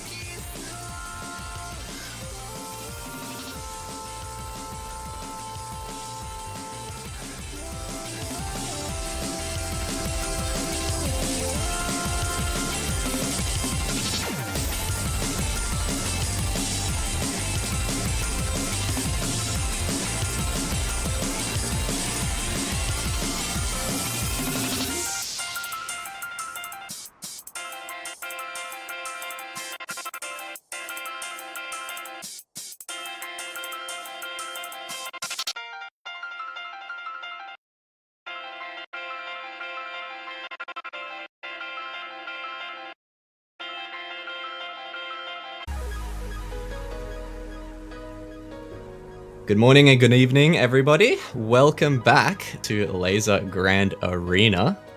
We've got a pretty giga banger of a matchup here for you today after that pretty banger matchup we had actually between Tebi and Nope KGK. Tebi actually coming out on top there by about 600k, which maybe not just from names alone you would expect to be the outcome. I think Nope KGK quite a you know, a veteran, as some would say. I'd say in the South Korean OWC roster especially, he's kind of put up a lot of scores for their country. So actually going out of the tournament, as that was a single elim matchup. But this time around, we're going to have Akins versus Zudinator, which is one I'm very much looking forward to. I think coming into it, Zudinator probably going to be the underdog for this matchup specifically, just because of the format we have. Akins very, very well-rounded on a lot of different skill sets, and that's going to bode very well with this format. But enough of that, I am Mavs, and joining me today, it's going to be none other than Mr. Sad Shiba. How are you doing, my brother? Hello, how's it going? What is up, Mavs? Another Mav Shiba masterclass coming in this match. Yep. Yeah, and what a banger, really. Like, we have some really intense matches throughout this tournament. I'm going to be a Coco and Enri as well on the B stream, so feel free to check that one out if you are interested. Really, really exciting matchup there as well. But Akinzex and Zudinator, another really, really exciting matchup. I think, although, like you said, they're both quite well-rounded players, the format is going to be a little bit more difficult for Zudi. So, safe to say, I think the majority would think here that Zudi might be a bit of an underdog, but I definitely would not count her out. She's very versatile still and very volatile in 1v1 tournaments in particular, able to just pull incredible scores out of the bag, out of nowhere. And I see a few skill set clashes with this as well. Both players really powerful on aim, really powerful on hard rock. You're looking at those potential skill sets to really clash a lot here. But the differences are really in Akinzex's normal versatility and Zudinator's hidden prowess, which seems to be the big outliers here, as well as speed, of course. Akinzex really worried about that. General mechanics is something that Zudinator wants to avoid with this play, because if there's anything that Akinzex can abuse, it is that raw speed and raw mechanics. Yeah, the speed is going to be a scary one. When you're in a format like this, you cannot afford to let your opponent get like a 1 mil FC and you struggle to put up a 400k on something like that. Especially when we start getting into the later pool now. You know, it can be really difficult. And that DT2 Tarot, absolute classic of the tournament map. I think a lot of the maps in this pool, very much classics. I think if you've been around in the tournament scene for the past, 2-3 years, you've probably seen a lot of these maps before.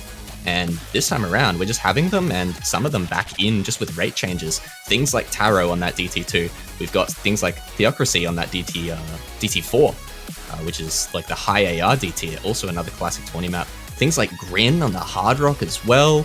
Bestrafung on the Hidden 2. We got a lot of classics in here, but yeah, the bans coming out early makes a lot of sense. Zudi takes the speed out, and of course, Akins, he is going to take out that low AR reading. That Mad Piano Party is a brutal map, but it makes sense. As much as I think he can still play it pretty capably, it does make sense to just take that one out and take that one away from Zudi. I think that one's probably going to be the biggest score gap for Akins to go down to. Yeah, I think that's the difference between the situations of both of these players here. Zudi has a really deadly weakness, especially with this format, like you mentioned. Score difference is majorly going to impact her. It's not going to be one of those things where she's willing to sacrifice a point and just carry on with the match. No, the bigger the loss, the more deeper the hole you'll be in. And that's why it's a little bit scary for Zudi, especially with these picks coming up with the DT1 and DT3 from AKNZX. AKNZX, like you said, flexible enough to be competent on some of these maps, but having a few weaknesses that aren't as severe as Zune's, which makes this a bit more on the back of Zudi, which is why this format is a little bit more dangerous for her. But you can see these picks instantly reflected here. Zudi wants to abuse that skill set as much as physically possible. Best of Fang and Shadow Castle picked for Zudi, both hidden maps, one of them being reading and one of them being wiggle aim control. I think a skill set that Zudi is very powerful on, so I think Shadow Castle is going to be one of those really exciting maps for Zudi.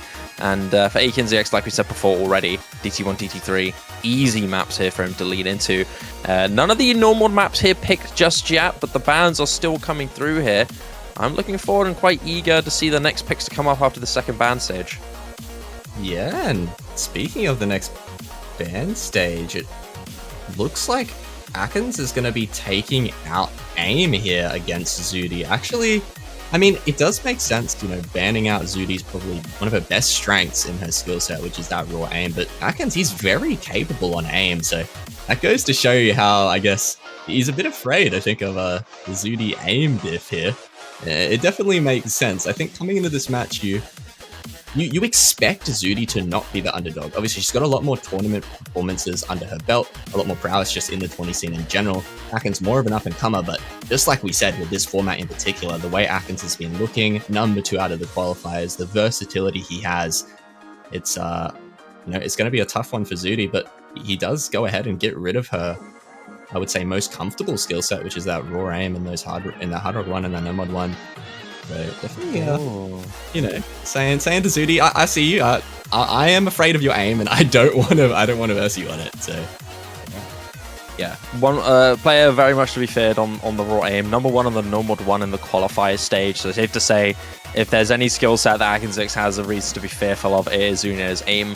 But Torioka Hidden 1 picked it for AKNZX, a map that I was really unsure of what the strategy would be for either of these players, as they both build in those hybrid skill sets here. Zune are very, very well known for being arguably one of the strongest non-reading hidden players in the game, period. And this Torioka map, mapped by Jonathan LFJ, widely known to have a lot of mechanics in there applied as well, with high BPM aim, with some really difficult mechanics-heavy patterns. So it's a matter of whether or not AKNZX is willing to take that risk and go into that mechanics-heavy map with that hidden as a little bit of a question mark for Zuninator to maybe pounce on. So I'm excited to see that one. The Hard Rock maps also are still open here for Zuninator. Hard Rock 2 and Hard Rock 3. Potential options here for Zudi to lean into, especially because both of them are quite precision heavy. Hidden Hard Rock 2 in particular, I was thinking for to potentially be a good map for Zudi. It's flow aim heavy, very powerful flow aim player, and because of you know, Zunida has that iconic playstyle of being full area on a giant tablet. Precision is one of those things that, despite maybe her mechanically not being too well on, simply her setup makes it instantly a benefit for her to maybe lean into, especially as those picks start to run out. You've got the ult aim control hidden 3 normal 3 and the Nelv Halgo slide attack normal 4 left open as well. yeah, the hidden 1 pick from Akins definitely interesting. I think possibly targeting the fact that the map is 256 BM with a few streams in it, or a couple like short-ish streams and bursts, but it's nothing that's going to be out of the realm of comfort for Zudi. She's still going to be fine on the hidden 1, so kind of players like meeting in the middle, I guess, on their comforts. You know, it is a lot of aim consistency, but there also is a little bit of that speed aspect and a bit of higher just BPM in general. So I think a bit of a coin flippy hidden 1 there, I would say. But yeah, Zudi actually opting in for that no mod 4, like you said, goes for Nelv, the tech pick here. So again, makes sense. Zudi, very, very prominent on tech maps in general, always very consistent. But again, Akins also going to be there to, you know, kind of make things close, I would expect. A lot of these later picks, I think, are going to be relatively close. You expect these early picks to go, I'd say, the way of the people who pick them. I think Akins probably going to come out with a bit of a lead after these first 4 maps, if I had to guess. But I do see Zudi probably taking those 2 hiddens in terms of score difference. But we'll have to see. I think things will start getting spicy towards the end. You know, on the contention that Zudi can keep up with some of the score disadvantage on those DTs early. I mean, and what makes this format so exciting is that, you know, you don't have to win the map to make a giant impact on yourself, right? It's more about how one-sided those victories can be and how much you can mitigate those losses. If these first 4 maps being played are one of those maps that you look at and you think, yeah, no, these are very favored towards each player by one individual pick. You know, it's one of those things that you look at, you think best of fun, you think, yeah, Zuninator easily wins this. You see DT3, yeah, Akins easily wins this. But really what matters here is how much can they mitigate that disadvantage. We know who's going to win them, but that's not how the format works. This is a cumulative score. So it's really a matter of, you know, who the one in the back foot chokes the hardest, right? And those first opening 4 picks are really exciting, and that's what makes the next picks afterwards, which are a little bit more uncertain, even more exciting. That's when it's going to really matter on how close it is, because both of these players are very capable of winning on both of those picks. Yeah, it's something I was discussing as well, like last week. It can possibly affect your pick and ban strategy just with this format in specific, but enough of that. We are into the first map, and it is Bestrafung. It's going to be the low AR hidden map on that AR8. And one of the 2 reading maps in the pool, but other one was banned out from Atkins, so obviously feeling more comfortable on this one. I don't blame him. The other reading map is disgustingly difficult. But he does find a drop there, and that is going to give the combo advantage to Zudi. She also is holding onto that Ak lead as we approach about the quarter way on the map, so still early days. As you can see, some of these linears quite brutal, but both players looking fairly comfortable in their own regard. Akins, though, just a little bit less comfy. Oh, Zuninator hitting that entire aim section there. Able to hold on to a really good amount of accuracy in combo, not falling off during that really difficult peak there. Accuracy is much more well weighted here, so those particular string patterns there are going to be a lot more important to keep an eye on. If anybody drops a lot of accuracy, that might end up closing in the lead. Zuninator, despite winning by quite a good margin in combo game, accuracy game, a solid 2% in her favor, still maintained past this halfway mark here, but still able to be shut down, especially if there's a chain miss on one of those really scary stream sections here. Linear aim is the game on this map, alongside just his general awkward style.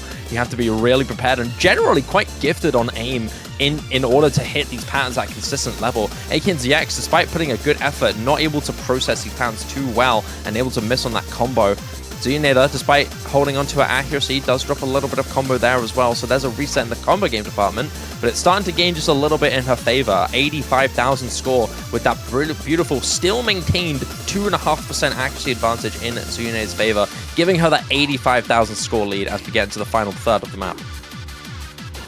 Yeah, it is 85k, but it is only 85k. Like we were saying before, it is going to be total score differential at the end of things that matters. Zudi is going to have to try and hold into a bit of a bigger combo here and build a bigger score lead, and that's exactly what she needs as Atkins finds a few more drops. I think that about 4 more drops there. Atkins finding some struggles in this last quarter of the map, but Zudi, yeah, she's going to have to build this score difference up even bigger. She's going to win this map, but the score difference needs to go further and further because I'm scared for her on these DTs.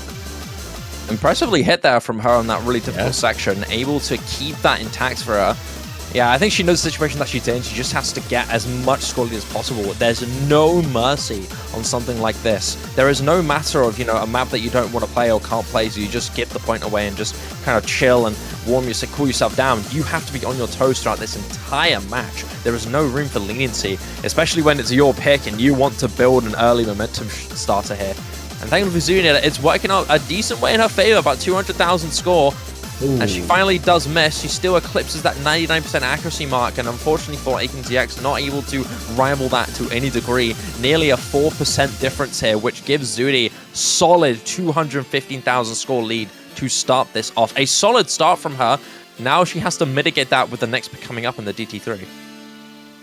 Yeah, so now the question becomes, can Atkins win this next DT pick by more than that differential? Was what, about 240k or so, 220k. So I mean, I would probably say Atkins here, he does have a pretty good shot to build a lead here on these next 2 DT picks. I do expect him to probably win this DT by more than 200k.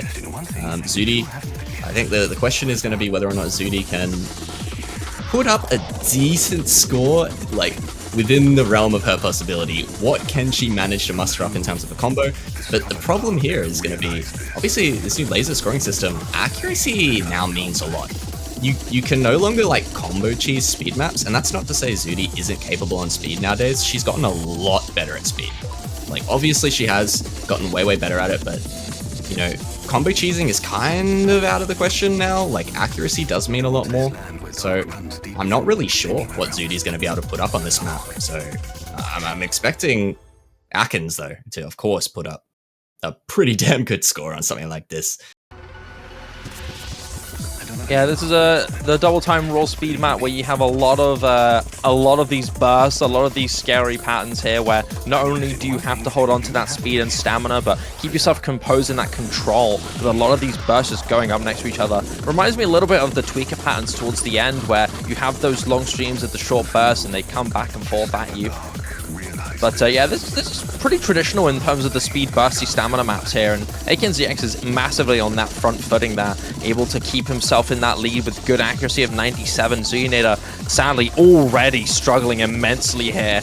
And this is one thing that we were really worried about here. That advantage needs to be from the advantage from Bestrafung needs to stay as close in her favor as possible because this map is really dangerous and it's already looking dire for Zudid here. 80%, a 17.5% accuracy lead in favor of AKNZX with the full combo still intact. Yeah, we're not even halfway through the map, and he's already surpassed that score advantage that Zudi built over the whole course of that first pick. And he's still just FCing.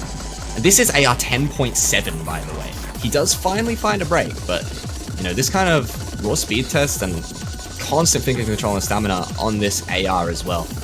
Really impressive stuff. You can see Zudi 80% on the cusp of 70, unable to hold on to much, and I mean, Akins looking like he's going to over double the score advantage that Zudi managed to muster up on that low AR. Just, I mean, it's just the classic AKNZX skill set, really. Just one of the most prominent and confident speed players, I think, in tournament. Absolutely, no, I agree. AKNZX has proven himself to be one of the strongest mechanics players in the tournament scene, period. And along with that, just generally being quite flexible, like you mentioned. But if there's anything that you should be absolutely terrified of this guy on, it is that mechanics, that raw speed, that stamina, that aim, that high BPM aim. Such a dangerous player on that particular strength, and he's showing it in spades here. This is a notorious weakness here for Zuyinator, and you're really banking for her to try and mitigate something with her small gradual improvements, but it's just not going to be a strength that Zudi wants to lean into. Never, ever. And especially against someone like AKNZX, it's just going to be an instant 500,000 score win. A very dominant start, and that's going to increase the scoreline massively in his favor now, from 200,000 score in favor of Zudi to 300,000 in favor of AKNZX. I don't know what else to say to that. That's a really dominant start, and DT1 is just going to make that even harder. Yeah. No, actually, AR 10.7, by the way, my bad. I was going to say that would have been actually cooked.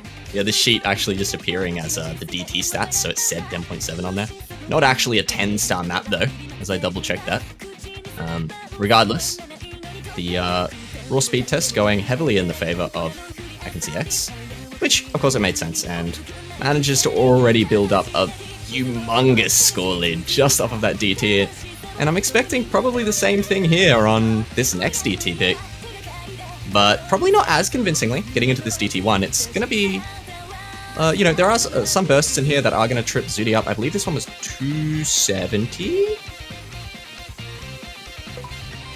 Yeah, I believe this one is 270 BPM, so there's going to be a few bursts in here, obviously going to trip Zudi up. She's probably going to drop combos on those, drop some accuracy, but I think score differential here going to be a lot closer than probably that DT3, and it's going to be on Zudi to hopefully pull back some of this score on the following hidden pick.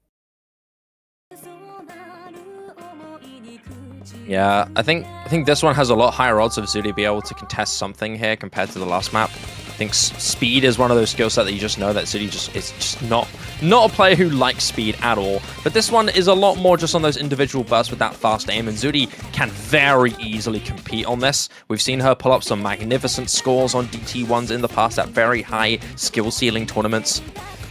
So I think this map is definitely one where Zudi can pull something that might be able to even up the play and even give herself a little bit of advantage depending on how this starts off. Early starts here are in favor of Zudi by about 1%, but not by a lot. AKN6 is slowly climbing back that accuracy and evening out the combo game as well. Still full combos from both players as we get into the bridge before the Ki here.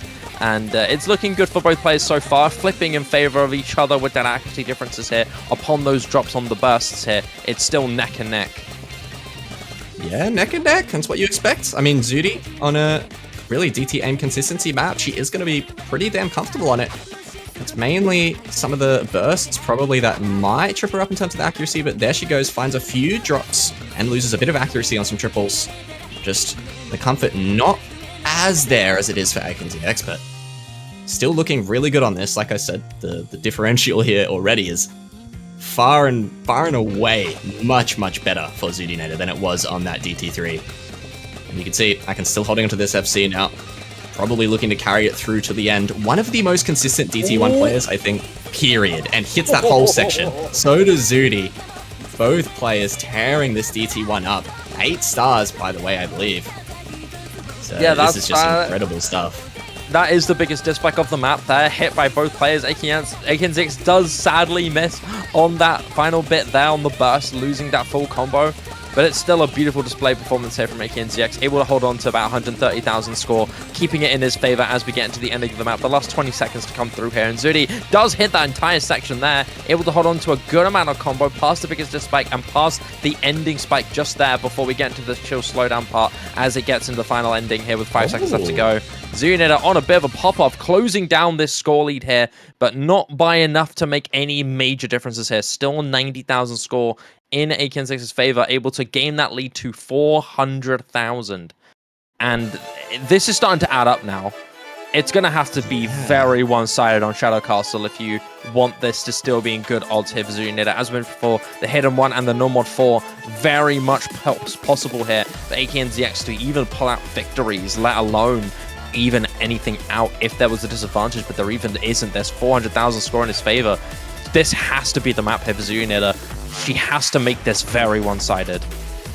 Yeah, she absolutely does, but regardless, shutting down Akins a little bit on that DT1, you'd expect on paper Akins to probably come out ahead by a bit more, but doesn't pull home the FC, and Zudi kind of denies an even bigger score advantage right now. It's looking grim, but it could have been looking much more grim.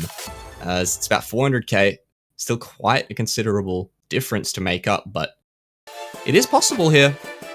She could just go absolutely crazy on a map like this and just find an FC. This one, of course, gonna have just relentless wiggle streams on this Hidden and just so many different cut patterns, so much finger and aim control required on something like this.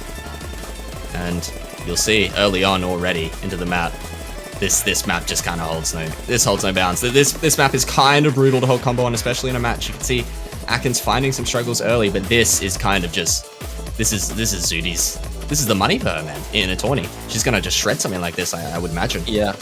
Yeah, absolutely. I mean, you've got that hybrid of that high AR with that hidden applied on top, with that aim control. A player, especially with the wiggles, those micro adjustments are so perfect for somebody like Zudinator. You want that precise aim movement for someone like her, and without these majorly sporadic aim patterns, you really rely on that. But, however, chain misses are still very capable here. You're able to miss on those wiggles and lose a lot of control and composure in these patterns. And Shadow Castle is probably one of the most star-rating-wise underweighted maps of all time. This is 6.87 stars, yet one of the hardest maps in this pool, and you're seeing it shown here from both of our players. AKN struggling quite a bit here, not able to build up a good combo, as well as struggling on accuracy of 95, not falling apart too majorly, able to hold on to a good amount of accuracy, but Zudinator is on a whole different level here.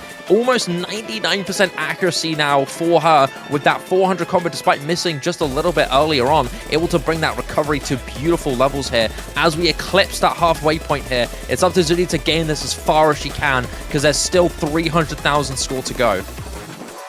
Yeah, and I'm not going to go ahead and say that she can build a 400k lead, but it's looking like she has a chance to do some considerable damage. You know, based on whether or not Akins can find a drop here soon, maybe he can find some act drops, and if Zudi can just shred this final third of the map, we might be looking at 200 plus k of score difference, but So far, Atkins managing to keep up. There he goes. That's the drop shot Zudi needed, but no! She loses her combo, maintains the accuracy though, and that is what's going to matter, but the score lead just dwindling now. It was looking like she could have built up a pretty considerable advantage, but there it goes. Only 100k in the lead, hoping now that she can build up a bit more score into this ending. It's going to be whether or not Atkins can just hold on to some of this combo, some of this accuracy in the ending here, and he's managing to do that on all of these accelerating streams, all of these wiggle patterns. Both players hitting everything. Zudi drops Atkins now to solidify his lead just a little bit more as he pulls a little bit of that score back over into this final 10 seconds of the map. He might be able to close it in just before that 100,000 score mark. It's not even going to be a quarter of the score lead that Zudi needs to deal with. But as that miss starts to come through with that act drop as well, Zudi does manage to at least get over the 100,000 score mark. So it's now been mitigated to 300,000 in favor of AKNZX. But it's still a giant lead. We needed Shadowcaster to be really one-sided. And although Zudi won, it's not at the level that we were hoping for if you want this map to be even out. If you're a neutral viewer, this is a tough match to look at so far. It's up to the next 3 maps to go. Yeah, I can't believe this is 6 stars. That's ridiculous to me, man. This is one of the hardest maps in the pool. Like, that's not even like an exaggeration. This is such a brutal map. Definitely up there for sure. Unfortunately, probably won't be seeing the hardest, which probably would have been that DT4. String theocracy at 1.4x is disgustingly hard. That map is unplayable. Was banned though. So now we're going to be seeing some of this hidden one. Like we were saying, this was earlier, I was saying how this was probably the most coin flippy pick of the match. Got the elements of hidden and aim that Zudi's going to be very comfortable with, but it's at that 256 BPM, I believe. With some bursts and a couple short streams in here. So I think, you know, obviously those parts of the map are going to favor Atkins. We could possibly see drops from Zudi on those patterns, but I don't think it's enough tapping from Zudi for like her to be not comfortable. So I think it'll be a close map regardless, but it's going to have to be Zudi's moment to try and get a pop-off performance here and hopefully closing this score lead just a little bit more, slowly but surely. Yeah, Torioka, an absolute banger of a song, banger of a map as well. Captain 1's extra difficulty. 9.8. Star rating a little bit more accurate here, 7.73 stars. This is your JLFJ style mechanics. Got a lot of aim in there, got a lot of high BPM burst applied there as well. Fitting control obviously has to come with that, with its rapid bursting. But on top of that, it's a consistency map as well. 4 minutes and 30 seconds long. Big combos have the potential to be built here to the degree where combo game might be the deciding factor for some of these players here. So far, so good for both sides, though. AKNZX maintaining a solid 99% accuracy to give him that 3,000 score lead. As we get into the first 500 combo of the map here, full combo still set in stone here, but we are about to get into that first Ki as this bridge starts to come up. And it's up to both of them here to try and keep that on hold as much as they can. This is AKNZX's map to lose here as we get into this first Ki. What are we going to see with these jumps and the burst applied through? Yeah, and both of them looking quite comfortable so far, both on those 99 and upward on the accuracies. Zudi managing to cusp that 99%. Both players hit that section, both continuing to hold on to this combo. It's of the utmost importance for Zudi Nader, but also for Atkins to solidify this lead. He's managed to hold all match. And both players, I mean, they're just looking great out of that first Ki. This is fabulous here from both of these players. Hitting that entire first Ki pipe with that spike, with those rapid jumps and slider jumps in between. It is beautiful displays of skill here from both of these guys. Zudi Nader able to hold on to the leading accuracy, giving her a little bit of a lead here, but not by a lot. This is still really, really close here. Atkins is pulling up a great rivalry on this map. We were hoping for Zudi to maybe take this lead a little bit more, but it's not by a lot. It's by 4,000 now. And it's still so, so close. We're going to be getting into the second Ki coming up very, very soon. And it has to be one to go down soon, otherwise this is going to be really, really close. And this is exactly what you want if you're Atkins right now. You have to maintain this as much as you can. The combos still remain to be full here. No breaks yet. It's all on the accuracy deciding the difference on the lead here. Another spike to come through. Is there going to be missed? No, it was Mancho. It's going to go down. It's not going to happen. They're both still holding on. No way. This is beautiful, no man. way. There's absolutely no shot we see a double FC on this. 2/3 through the map in this slowdown section here. So we approach the final Ki. There's some of those bursts I was talking about, but doesn't catch anyone off guard. Atkins finds a drop on almost nothing there in the next build-up section. Finally goes down. Now it's Zudi's chance. Now she has a chance to try and pull this score lead back. She's going to have to close out an FC, though. This combo lead is ginormous here. And you see it climbing up quickly. 50,000 score climbing up to 60 already. A little bit of a controlling section here with those 1/3 patterns. These sliders, these bus sliders are really scary. 1/3 still hit from Zudinator. It all comes down to the final Ki. It has to be now. This is the moment where you want Zudi to mitigate as much as you can. Make this lead valuable, Zudi. It's up to the final Ki. The aim ramped up to its max in this map. You can already see it. The jumps increasing the spacing. 1, 2, 3's hit from Zudi. Atkins is trying to mitigate as much as he can. Still has 99 accuracy and still has 400 combo and climbing. Final jump section to come through soon. Can Zudi secure the full combo and the ending? Final bit to come through. Zudi Nectar! Beautiful stuff. 1,900 combo and climbing to the ending. The final 10 seconds of the map to come through, and Zudinator might have just secured the full combo on Torioka. Is it going to close out? Yes, she does! Wow. What a performance from Zudi on that. That's crazy to see at FC. And Atkins still as well with the 900k almost. Only made it 144k difference. At the end of everything, at the end of that ridiculous performance from Zudi, Atkins still leads by about 150k. But that score margin, Chiba, that is close a lot. What, we were at 400k just a few maps ago. Here we sit now, 150k difference, 2 maps remaining, and we're going straight into the tech map, Nelv. And again, we're gonna have another coin flip pick here on a tech map like this. You would expect someone like Zudi, very, very practiced on tech maps like this, very good in tourney on tech. But Atkins, this guy has he's proven himself on lots of different skill sets in the tournament scene already. You've seen his solo rank performances. He is crazy mechanics. And something like this, I don't think it's going to make him falter. Yeah, Helga has a very distinct style with his maps here. It's rapid tech, lots of control with those rapid sliders, and circle tech as well. Very present in this map also. Helga is widely well known for his really scary and really uncomfortable levels of slide attack and control all around. Quite notorious for a style here. And Nelv is not going to be an exception. This was a custom map for Badly World Cup last year. And this was no slouch in that tournament. And I can imagine in this one, it won't make an exception either. Yeah. Here we go. Definitely looked like a very tough map as well. And I was lancing through the pool, and as you can see, some of these high velocity sliders already early on. Just very difficult, consistent tech mapping. And Zudi, again, with a chance to try and pull a lead, and has to make it count as we get into the second last map of this match. Zudi, she's gonna have to hold on to this combo because Atkins is not looking like he's holding any shots back, but there he goes. Finds a drop early. Zudi now with a chance to build this lead, and it's 40k and climbing as we're about a third way through the map already. Zudi is very capable on these slider patterns, particularly. Akinzek's not able to hold on to good accuracy. Lazer makes you suffer so much more if you miss on those sliders and miss-aim them even just a little bit here. But Zudinator's going to collapse here, not only losing that combo, but loses a big lead in her accuracy, back down to about 2% in her favor when it was earlier on, like around 3 to 4. And with that space stream section as well, both players missing, it's not becoming a one-sided advantage like we were hoping for. Early deficit here for Akinzek's almost shut down entirely.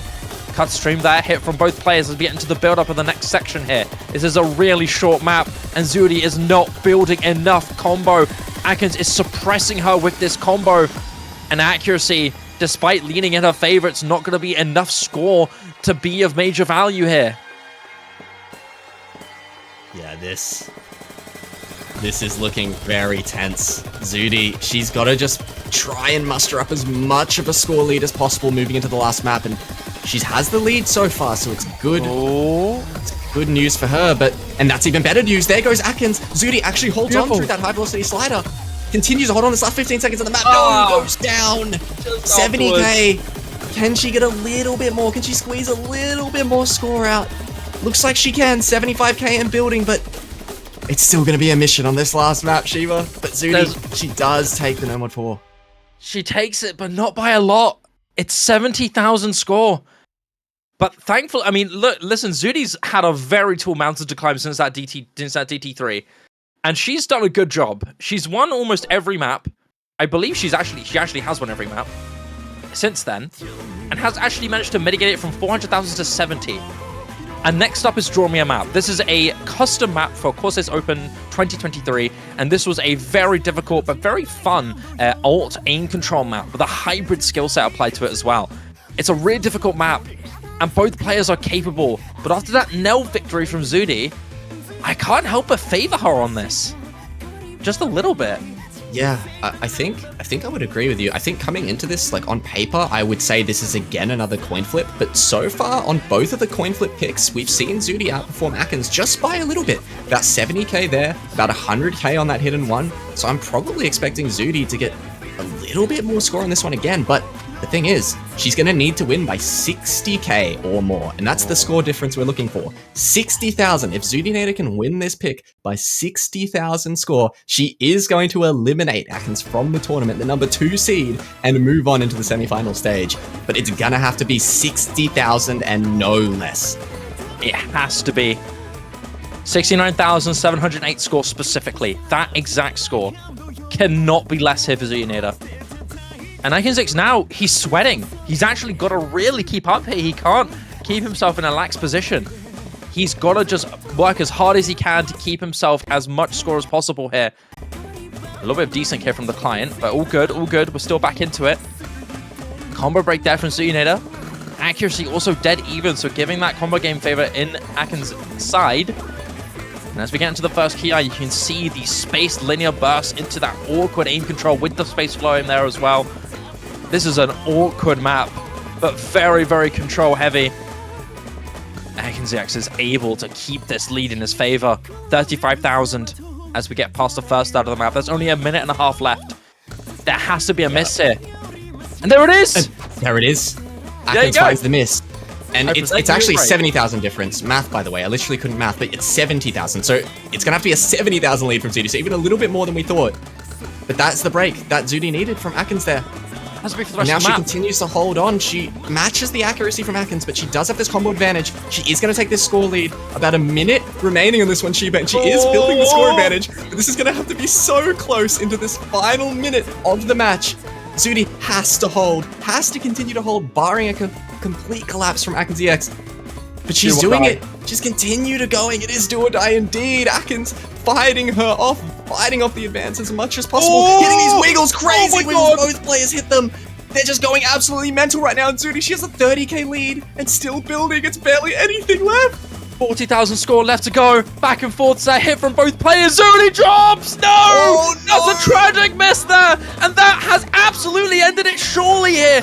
All Akins has to do is keep up just a little bit in the last 30 seconds of the map, and it's closing in to go in his favor.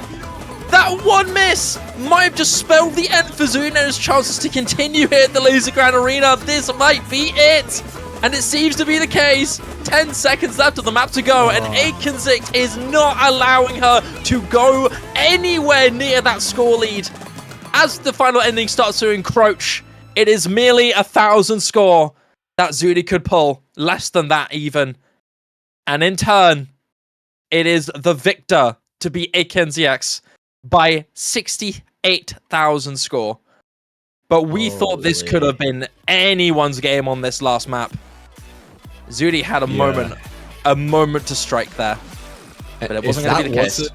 If that wasn't a score difference format, by the way, that was like less than a 1,000 point difference. Imagine that this was normal format. That would have been unbelievably hype. That was, they were like less than 1,000 scored, you know, apart there on that final map. But no, Akins, he had that score cushion. He takes it. The newest and an upcoming Australian prodigy, Akins EX, takes the victory here. The number 2 seed advances on into the semi-finals, and yeah, I mean, what a match. Zudi, unfortunately, actually going to be going out of the tournament here, which is not what, you don't expect to see from a player like Zudinate, a very prestigious player and very, very good. And I mean, she proved herself here today, coming in as, I would say, the underdog, especially with the fact that, the skill sets on this format is going to favor someone like Atkins, where it's better to be all-rounder, it's better to be good at speed, but Zudi put up quite the performance on this match, I won't lie, and commiserations to her as she goes out in the Lazer Grand Arena, but again, congratulations to Atkins, who is going to be moving on into the double elimination round, which is the semi-finals,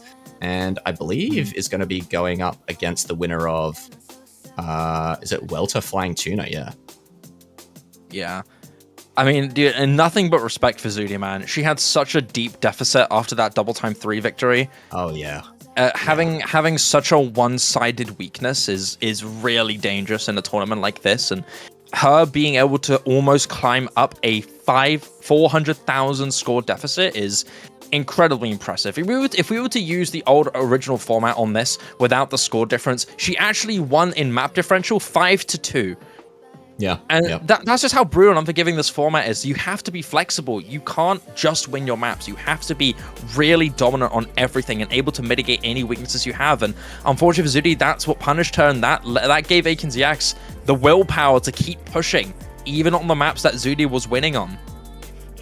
And congrats to AkinZX. Well fought victory there against a player so prestigious and so legendary in 1v1 tournaments in particular. Knocking down the Queen of Canada and advancing into the double elimination stage.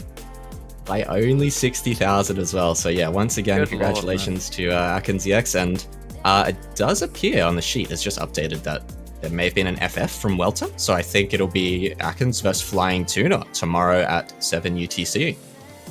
Which, I mean, that's another banger. Holy, Atkins Flying Tuna. That's another crazy matchup, actually. Yeah, so very excited for that one. But for now, that is going to be it from us, I believe. The next matchup is going to be at 15 UTC, and it's going to be... Oh, wait. No, when is our next matchup, actually? 15 UTC, I think. Let me double check the schedules quickly, because obviously because of potentials, we got a few confusing things to take note of. I do believe that that's going to be our final match for the quarterfinals. We did also have Amamiya Kokoro and Enri playing at the same time, and Amamiya Kokoro did beat Enri by about 500k. So also going to be the victor for that match. And our next match is going to be at 15 UTC, and it is going to be the first match of the semifinals. Of course, we have multiple rounds in the same weekend with this tournament format, getting the whole tourney done in just 2 weekends. So it's going to be Amamiya Kokoro versus Tebi, I believe, in about an hour's time. Yes, indeed. So until then, people, maybe go grab a little bit of a snack. You got about an hour and 20 minutes until we have our next match to come up. But thank you so much for watching Lazer Grand Arena. I hope you enjoyed this match as much as me and Mavs did. It was an absolute banger. But until next time, people, enjoy game. Please enjoy game. And we'll see you for Amamiya Kokoro versus Tebi in about an hour.